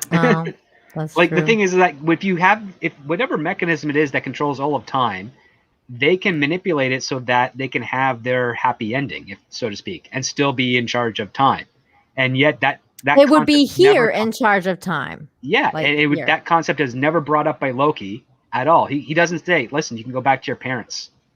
You can relive your childhood as it was. You can always come back here too. Like there's nothing stopping you from doing any of that. You can get the life that you should have had. If we decide to take over. And yeah, and that puts you into a compassionate aspect where like she can either choose to accept it, or we can expose that her flaw is that she's so driven by revenge that she can't see that being as a better alternative, where she kind of erases the horrors she went through because she has that power now. But no, instead it's like, oh, there could be something worse going on in there. It's like, that's not good enough when you need to make an argument against killing somebody. Tina says it mirrors what happened with the Ancient One just before her death in Doctor Strange. To me, that one was so much better done, though. Yeah, it was. And here, I mean, you're talking about flaws. Her flaw is that she doesn't trust people, right? So that's what their whole conversation is about. It's not about him trying to convince her of anything or show her a different perspective.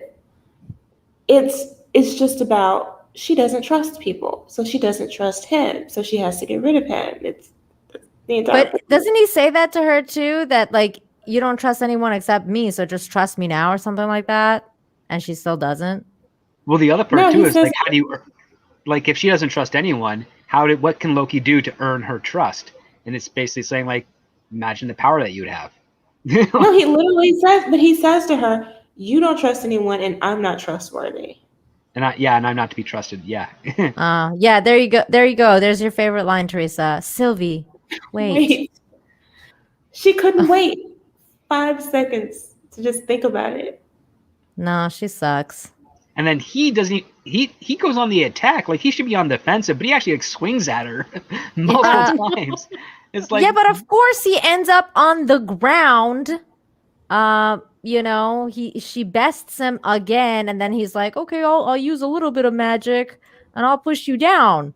And then I'll appear in front of you and I'll stop you with my, magic. He stops her chop against Kang with his neck. Like, he just appears out of nowhere and she just stops. Like, right there, because he knows that she doesn't want to kill him, that she would stop.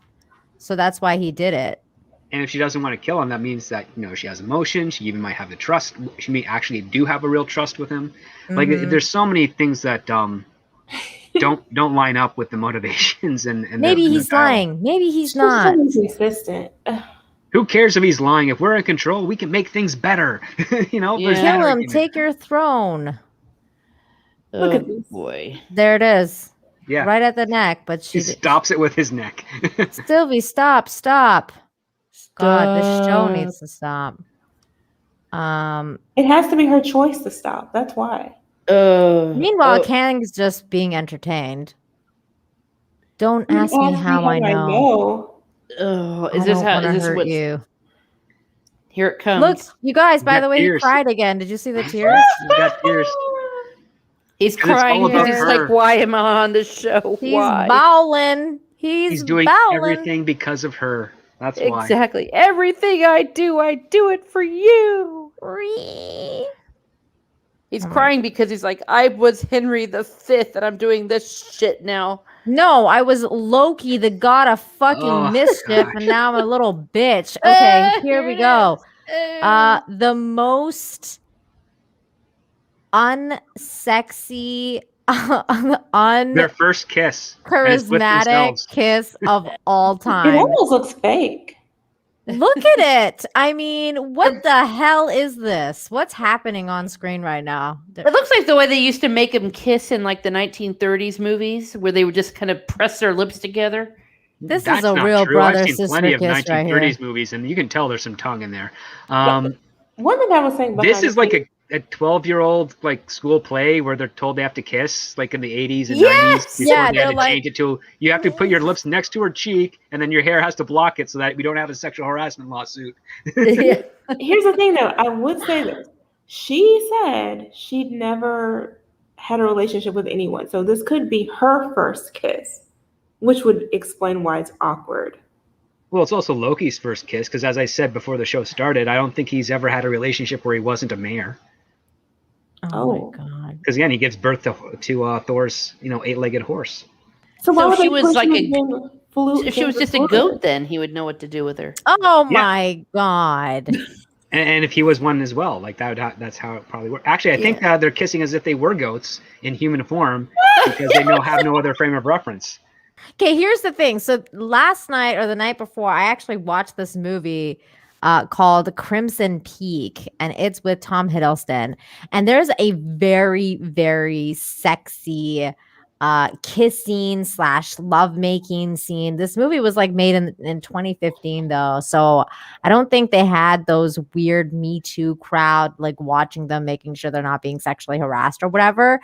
But I could tell that Tom Hiddleston knows how to act and kiss and have a passionate kiss, like passionate embrace and lovemaking scene. Like he knows how to do that. This wasn't it. This was like, I'm kissing my cousin on the Against my mouth and I will. don't want to be. Yeah, it's Like- like that, Do you think like it that has- kiss in Back to the Future. Do you think it It- has to do with the whole agenda that we've seen displayed throughout the show where she can't be, because to me it would have made more sense if he just grabbed her and kissed her in that passionate way that you're describing, Mhm. but they couldn't have that. That's what Well- I'm saying. I think Well- maybe it's that, like maybe it's like that Me Too thing going on or something, because I know he has it in him. He knows how to do that.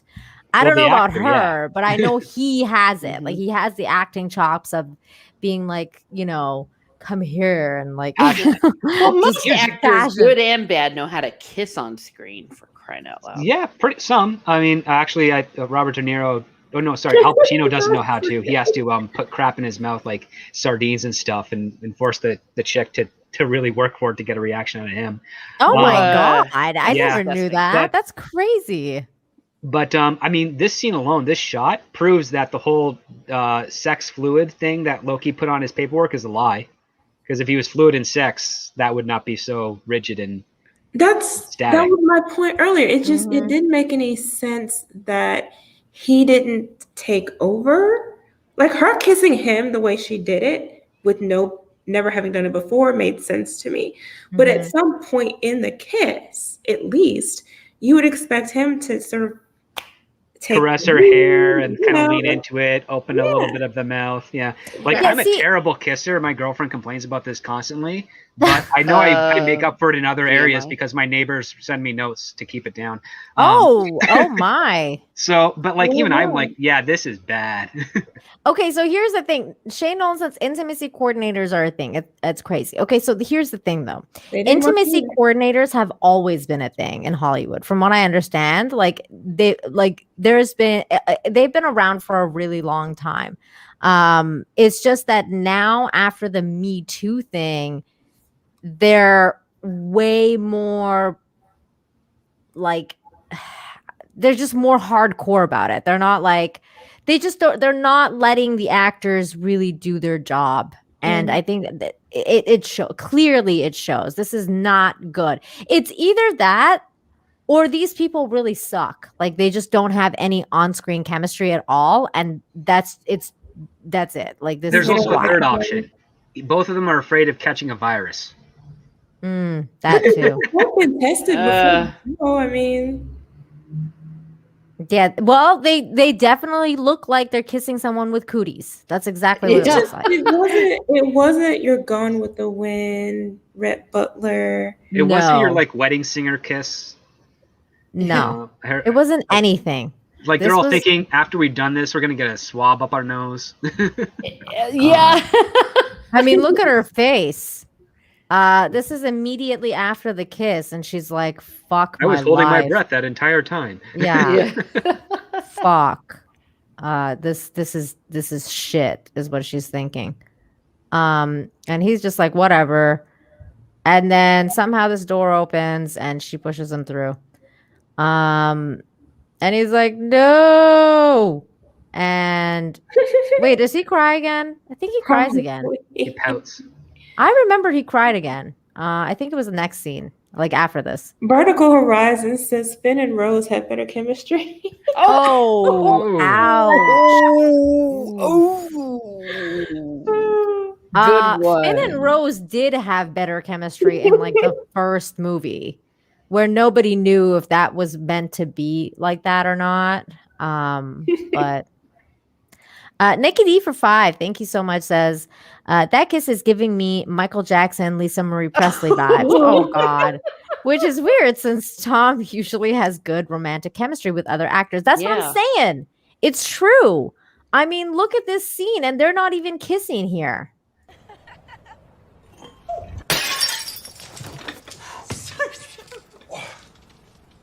I'm so sorry. I'll survive. I don't doubt it. You're an excellent specimen. I thought you were empty. I just moved in. I'm Charlotte Melville. Hi. Sorry, I must have fallen asleep. God, I hope we haven't frightened him off. So what if we have? See what I mean, though? Like he has chemistry within him, and they're not even near each other. I Oh don't yeah. know. Well, hey, this man, he's a sex pot. I'm in Wow. love with this man. He's one of my hot, sexy actors that I like. It takes a lot of talent to be able to find a situation where he cannot be sexy. You should definitely watch that movie I told you about. Oh yes, the second you told me about it backstage, I was already looking it up. Yeah, Crimson Peak. I mean, it's definitely like it's one of those haunted ghost stories, but it was decent. Absolutely. So then she's like, I'm gonna kill you to Kang, because that's who she is. Look at her, all resting bitch face. It was like literally shot after shot of resting bitch face. There, look at her. Ooh, she's scarier than Kang. So he lets her kill him. That's it. Done. Yep. That's his And he dying goes, face. I'll see you soon. Yeah. Cool. She just started an infinite loop paradox, I think it is. Right. You broke the fucking timeline, bitch. Oops, I'm not supposed to swear. You broke it. This is all your fault. There's the multiverse of madness. It's becoming mad. Whole bunch And of didn't boners. this happen once already with that bomb? Yep. I don't know. And they seem to be able to fix it pretty quickly. So obviously for season 2 though, these two are going to be running the TVA now. Clearly I think what this shot is all about is that they're going to be running the TVA because God knows where the judge went. The judge left. We don't know where she went. There might be multiple different TVAs actually. Oh, okay. Yeah, Well, that's these what it two looks are like. definitely some of the people. Well, no, I think we're going to see like different versions of these two running the TVA next season. Oh, you're right. You know what? That's actually what I was going to talk to you guys about because of the ending here. Oh, here's Tom Hiddleston crying again. There he is. Yeah. He's crying. Brokenhearted. He's crying. Close up, and then they get closer up, and then closer up. And more crying. Then And he closer up. realizes something and he's like, I'm going to do something. And he goes to this place where, like in the library, and then, these guys are talking or whatever. And then he notices he's trying to tell him about everything that happened, but they don't know what he's talking about. And of course, he sees the statue. And that's basically they the don't end even of know the who show. Loki is in this version. They don't understand. So what does that mean exactly? Does that mean that the reality has been reset, that all the pruning has even been returned? No, this is Tom Hiddleston has gone to a different timeline variant where he's never met Mobius. Yeah, they 'Cause don't even Mobius know who assumes he that he's an analyst. He doesn't know that he's Loki. Yeah, he's like, what are you talking about? When she opened that door and she pushed him through, she didn't push him back into his reality. You're saying she pushed him back into some alternate reality? Yes. Yes. Why would she push him back into an alternate reality, not even his own reality? Who knows? She's a bee. Maybe she didn't know. I don't know. I guess she didn't know. She just picked any knew? reality. She did. She knew where she was sending him. Okay, fine. She sent him to Statue Land. Well, she sent him to a place where this dude is king. Where nobody dares to go. Yep. This dude is definitely king here. Like he's like, Yeah. Oh yeah. I know. I know. I mean, I'm just saying it's. She didn't care. She loves him so much, but she pushed him through into some different world that he isn't familiar with. Where none of his Precisely. friends exist in this version. Yeah. Yeah. Nobody cares about Okay, him so she at did all. know that she was sending him to a different place when she shoved him in. She just didn't know she. I think she knew, unless Maybe. she's a total Or maybe bitch. Or maybe because the timeline's already started to split when she's like programmed it to go back to the TVA, it just took him to whatever one was in whatever timeline. Like Yeah, because Right. whatever change happened that made him. Because she Kang was not using be able to see Kang's him. device, and maybe she just didn't know how to use it right. I don't and know. they already crossed that threshold, so things are branching off already. So Yeah. It's He just was- weird to me that she would know when her whole thing has been jumping across time. But she was using Kang's device, and Kang's device was a little different than the ones that she had. I don't know. But this was the post-credit scene. This is all we got. Loki will return in season 2. Did you guys see anything else? Because I didn't. Nope. I didn't care. I looked really, for I something. hoped for something, Jane. I hoped for at least a glimpse of what is like the next thing that we're supposed to look forward to. Nothing is what we're looking forward to. Loki in season 2 is what we're supposed to look forward to. Home for Spider-Man and all those different and the whole WandaVision situation, which will be in the Doctor Strange situation. That's all going to be solving what Sylvie did, breaking the timelines or the breaking of the multiverse or whatever. So if those movies are going to be dealing with fixing her mess up, what the hell is Loki season 2 going to be about? Finding my- the principal that ran away. Oh, God. Could be. But I think that she's probably going to Getting back show to up in the Sylvie. next movies too. Could I be don't know. getting back to Sylvie, who's still on that outside of time castle thing. Oh my gosh! If we have to watch a whole season of him going, I want Sylvie. We need to get her. She ruined this. We need to stop her. Yes. We need to take control. Like, yeah, who knows? Oh my God. Yeah, like this was terrible. Like this whole scene of like, oh, we don't even know who you are. Like we don't even know you. This sucked. I was like, what? What are you talking about? Who are you? What's your What's name? your name? Yeah, they don't know. They don't know him at all. Yep. You're right. And he's like, what? And of course, the series ends with him crying again. Like, look at this face. He's about to cry. This whole series has been turning him into a giant bitch. That's what's going on. Like, look, he's crying again. They broke him. Oh no. This is not the Loki we know. No, it isn't. Look at Jane's little emoji. She's not impressed. Dread Pirate Mikey, thank you so much for the $5. Says, great job reviewing the show. Beginning to think show writers think comic books and comic movies are stupid, a joke, no respect for the past. Well, honestly, they don't have respect for Star Wars either, man. They don't have respect for anything. I mean, when it comes to comics, I've read thousands of them, almost as many screenplays as I've read comics, and I've read thousands of screenplays. And great comics are very, very few and far between. So, I mean, like, there's reason why there's prejudice against them, because they're not all gold. But at the same time, a lot of those comics have great concepts, cool characters, maybe not the best dialogue, maybe not the best pacing, but that can always be fixed in an adaptation. But for some reason, instead of just taking that foundation, fixing those flaws, and giving us a fuller adaptation, they kind of throw the baby out with the bathwater, so to speak, and we get stuff we don't really like all that much. Okay, so final thoughts on the episode. Jayne, what'd you think of the whole thing? And the series, the entire thing? The whole thing sucked.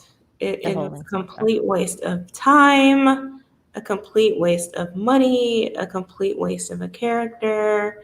I don't know why I keep wanting to give them a chance. I'm over it.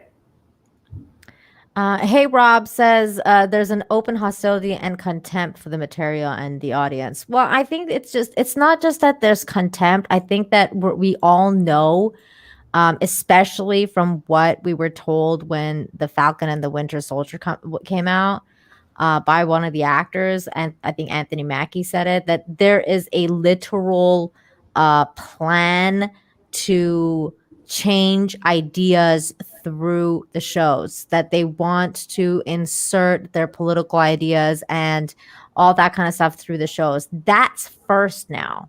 Everything else is second. Their ideologies and weird stuff is all first. Everything else is second. And it shows. It clearly shows. And that's why, I mean, this show to me is still second compared to Falcon and the Winter Soldier. But this was bad. WandaVision was still even more fun. They don't seem to understand. You can have a morality tale in a story, but you still need the entertainment value. And especially when you're dealing with existing characters, you still have to have respect for their origin, for who they are as characters. What they're doing now is taking the name of a property and reconfiguring it, repurposing it, as Gary says all the time, and using it simply as nothing but a platform for whatever message they're trying to convey. And then they hit you over the head with it and make it so obvious and overt that it's obnoxious. Yeah. It's just like, what? This is not a movie. This is not a TV show. This is you. Exactly. It's a lecture. Okay, so Tina here says there were 10 years and 22 movies build up to the fight with Thanos, so don't expect a quick resolution to Kang the Conqueror. Okay, my argument to that, Tina, is the fact that when they were doing the 10 years and 22 movies, they were doing it without identity politics, and they were doing it well. Up to the basically like the last two movies, which was Captain Marvel and Infinity War, they were some of the greatest movies we've seen in Hollywood. I mean, some of the greatest action movies that we've ever seen. That it stands on its own. Now, in this day and age, I don't know if they got 10 years in them, Tina. I don't think that they got it. They don't have the patience. They want to go straight to Captain Marvel. They want to go straight to a female Black Panther or whatever. Like they don't care about building up the characters anymore. It's all about, we gotta present our agenda. We gotta do it now. Not only that, Jayne, I'm talking from a business standpoint alone. They're losing money. Look at Black Widow. They don't care. They're losing money. They're not going to keep making stuff that keep losing money. Not for 10 years. They might do it for the next 5 and then be like, hey, man, this shit's not making money anymore. We got to pull the plug. They won't understand the reason it's not making money is because of their damn identity politics and crap like that.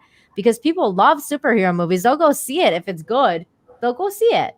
But they just want to keep, beating the same damn drum. And I just don't know if they got 10 years in them anymore. And another 22 movies? Hell no. No, they most unless they change gears, they're not going to have another decade. No, not even close. And Tyndall is actually quite apt there. Ike Perlmutter, ironically, may have been a good filter for Feige's wokeness in the past, or at least the wokeness being injected into the franchise, because he fought against all that type of stuff. Basically, it was under the guise of him being a sexist, which I don't know if that's true or not. I never had the privilege of meeting him. But Disney had their own policy when they took over the distribution and production deal with Marvel, and we end up getting what we have now, which I'm impressed, but at the same time also disappointed because it doesn't have a proper life to it. Like the potential of life that we saw with Iron Man, Thor, and Captain America: The First Avenger was quite what's the word? Potent, so to speak. And then when they did Iron Man 2, that was during the Disney negotiations, where Paramount was, for some silly reason, willing to part ways and sell their deal with Marvel Studios. And they wanted to, Disney's like, oh, we can't have our main hero be an alcoholic. And Jon Favreau was like, well, that's part of the story. It's a really good story. It's about him overcoming alcoholism. And Disney's like, no, we don't want that. Do what you did in Iron Man 2, in Iron Man again.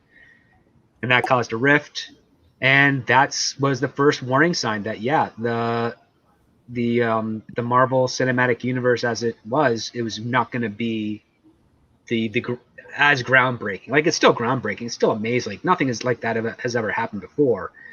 But if it was under the auspices of Paramount and Ike was still around, and maybe Kevin Feige kind of got broken away from that indoctrination, and couple other producers came on. The thing is they set their own bar, right? They set their own bar so high that now it's like they're competing with themselves, and they're not doing a good job. They're not only not outdoing themselves, they're just underperforming constantly.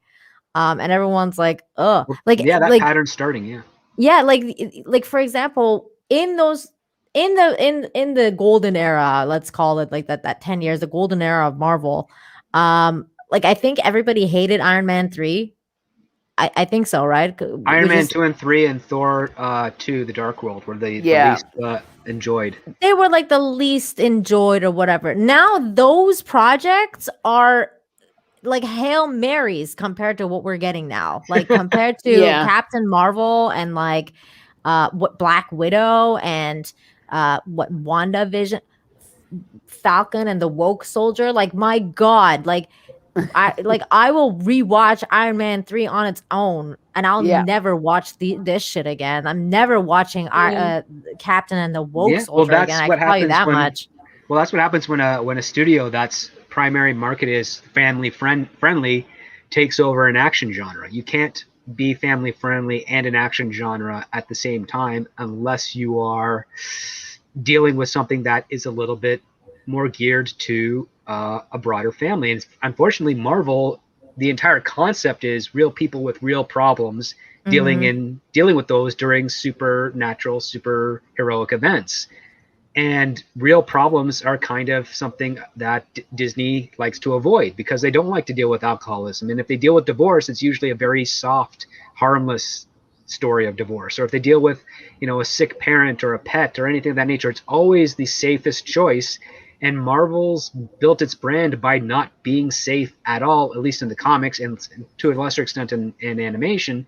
And then with the risk, and then starting with the movies themselves, it was not a safe choice to go with Iron Man. No. Nobody, he was a D-list character, nobody knew him, but they're thinking we could do it for low budget, and if it works, it works, and if it doesn't, no harm, no foul. And they couldn't do Spider-Man because Sony owned Spider-Man. They couldn't do Spider-Man because Sony owned Spider-Man. Well, it was a risk on so many different levels, also just going with Robert Downey Jr. Yeah. And that's the thing too, like what Tina says here about there being no mass appeal. I'm fine with them doing something new where there's no appeal initially. But then you have to invest in the characters and the story and build it up over time. And it goes back to what we were saying before. They just don't have the will. Yeah, but also, Tina, with your statement here, like, I get that Black Widow was displaced by like COVID and everything like that.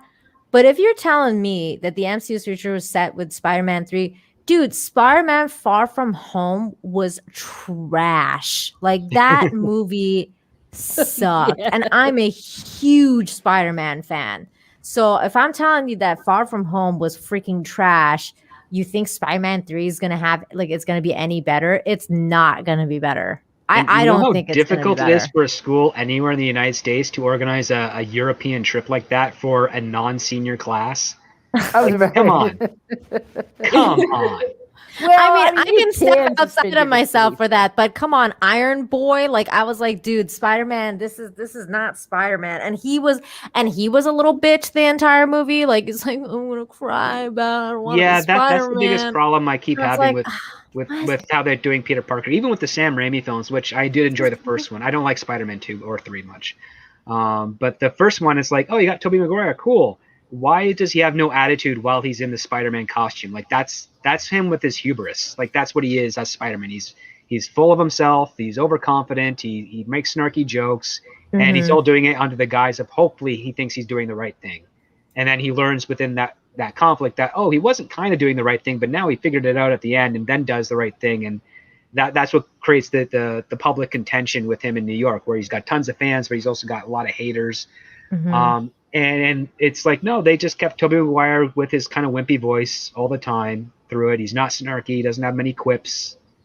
Like he's not a liberated nerd who realizes he's kind of invincible. Honestly, I still like Tobey Maguire and Andrew Garfield more than little Tom, whatever. It's another whatever his Tom. name is. I don't know. Yeah. What the heck is. I can't remember. I keep thinking Hiddleston right now, and I know it's not Hiddleston, but I don't like Spider Boy. I don't like Iron Boy, Spider Boy, whatever you want to call him. I like grown up Tom Holland. Thank you, Roy Mitchell. You're right. Yeah. Well, that's the other part too. Like Spider-Man starts out in high school, and then the majority of his ventures occur in college. And yeah, like it's so weird because I enjoyed Homecoming more so because Michael Keaton was a far more interesting villain to elevate the movie. And then what they did with Far From Home, it didn't feel like it was building on top of the previous film. Yeah, I enjoyed the first one. I thought the first one was pretty good. Like I I love the costume. I hate that it was made by Iron Man, but I like the fact that it's a proper fabric costume and it's not. Yeah. It doesn't look like it was like rubber or like a thick type of spandex. It looks more like it was an advanced homemade version of a Spider-Man costume, so to speak. I mean, I don't have the mean to get protruding webs and stuff. It's all padded. I don't mean to get into a whole thing about Spider-Man, but I just don't like what they did with the Spider-Man character in terms of like what too dependent on Tony Stark. He's way too dependent on Iron Man. Like it's like, dude, he's supposed to be a genius. Like he's supposed to make his own shit, but that's neither here nor there. I didn't even care about like I didn't care about that. Like I'm fine. Like the Aunt May can be sexy. I don't care. I like Jason Alexander as Uncle Ben for an inside joke. Like, come on. That would have been funny. That would have been brilliant. Yeah, and then they have Lady Hydra now, and then they meet up, and it would be hilarious. It's like a whole Seinfeld reunion. Bring in Jerry Seinfeld too. It'll be great. Tina says my son went to London for 2 weeks with his junior year AP statistic class in 2018. Damn. How much did that set you back? That's awesome. I think schools don't pay for that, and Peter Parker's not a rich kid. Yeah, he's not, and that's why I like him. I like the fact that he's not rich. Was it his entire class, or was it just his? It was the entire class, but like it was the whole class. That's why like Mary Jane went, and the fat kid went, and like maybe they did some bake sales. Bake sale, yeah, maybe because like the only trip that we had in my high school was our soccer team. It took them 2 years to raise money to do it. They went over. They played against high school team, or like equal to high school teams in the UK, and we actually won 3 games, which was great because they invited our team back because they were impressed with us. But we I was couldn't about to afford say to go. Americans that can. Oh wait, you're Canadians. I'm We're sorry. Never Canadians, mind. yeah. No one. Okay, well then maybe that's a little bit of an edge. Keely Jow says Larry David needs to make a cameo in the MCU. I agree. That'd be amazing. No. That would be absolutely He could be the fantastic. Watcher. He should be Doctor Doom, and then he like finally like reveals his face, and it's like freaking Larry David. You're not Latvian. You're Jewish. You're from New York. Oh my gosh. Oh my god. But yeah, so what do you guys think about the future of the MCU? The next one I think is Hawkeye, right? The next it's either series? Hawkeye or She-Hulk. I think. She-Hulk. Yeah, that's gonna hurt. Yeah, I honestly don't see anything coming from it. I mean, for crying out loud, this is the 3rd series that I've decided to give a chance. Like I gave WandaVision a chance. I gave Falcon Winter Soldier a chance. I gave Loki a chance. How many fracking chances can I give? Oh, there's also Ms. Marvel.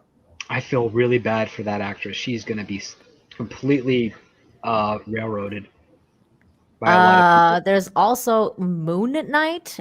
What the hell is Moon Now Knight? I had hope for that.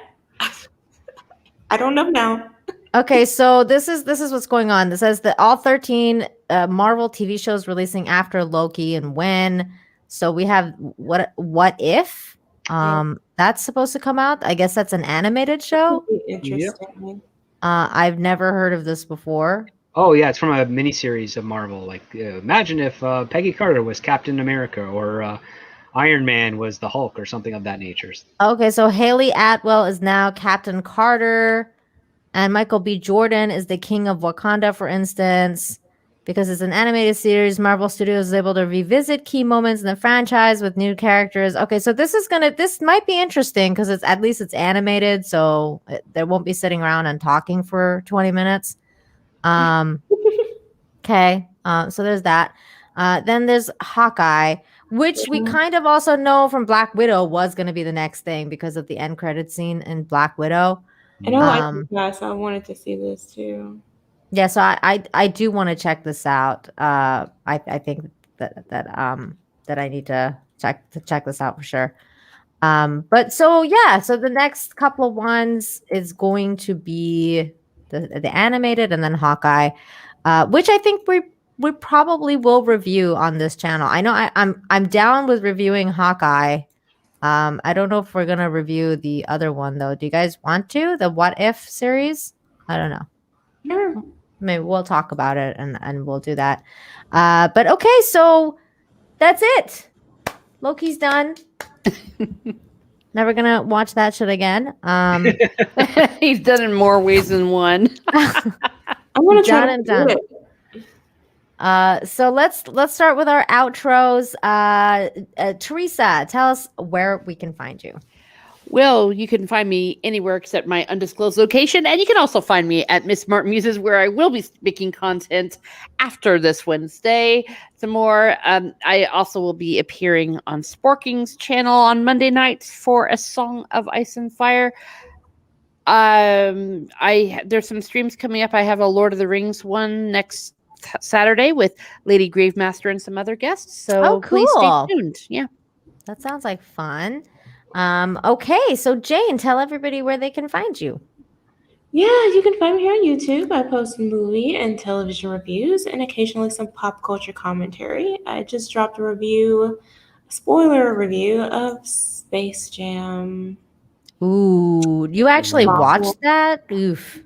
It took me a while because I had to stop. Like midway through, I just could not. And you can also find me on Twitch, Twitter, and Instagram at Jayne Theory. Yay for Jayne. But also, dude, you sounded like I fucking hate that movie. Like as you're like, check out my spoiler review. I'm like, dude, that sounds awful already. It is. You were not impressed. Script Doctor, tell everybody where they can find you. They can find me on Twitter at ScriptDoctorPhD, and I do have a YouTube channel. It is currently on hiatus right now because I am writing a screenplay, my last of 3 that I'm working on at the moment. So yeah, until I get those turned in and they don't need me for any follow-up or notes, yeah, I'm not going to be doing much on the video side of things. So please follow me on Twitter to find out where I'll be popping up during my respites to talk movies and whatnot on various channels. Excellent. And I just want to thank you guys also very much. You guys on the panel, Script Doctor, thank you for joining us. Teresa, Jayne, it's always a pleasure. Thanks for doing this. And to all you guys out there, thanks for joining us every week. We will try and be back as soon as we can and as soon as we figure out what next the next trash they drop, we'll sort we'll watch it so you don't have to. Again, thank you guys also very much for being here. If you're watching the playback, please make sure you're smashing the like, sharing the stream, and all that good stuff. And we will catch you guys next time. Take care. Bye.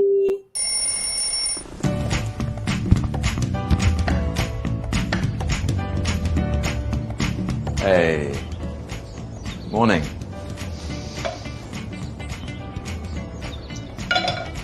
I finished early, so thought I'd pop back and make you breakfast.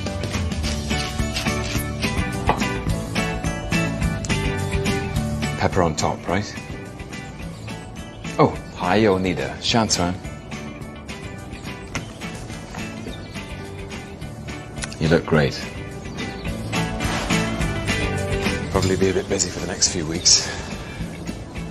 But I'll make it up to you soon, I promise.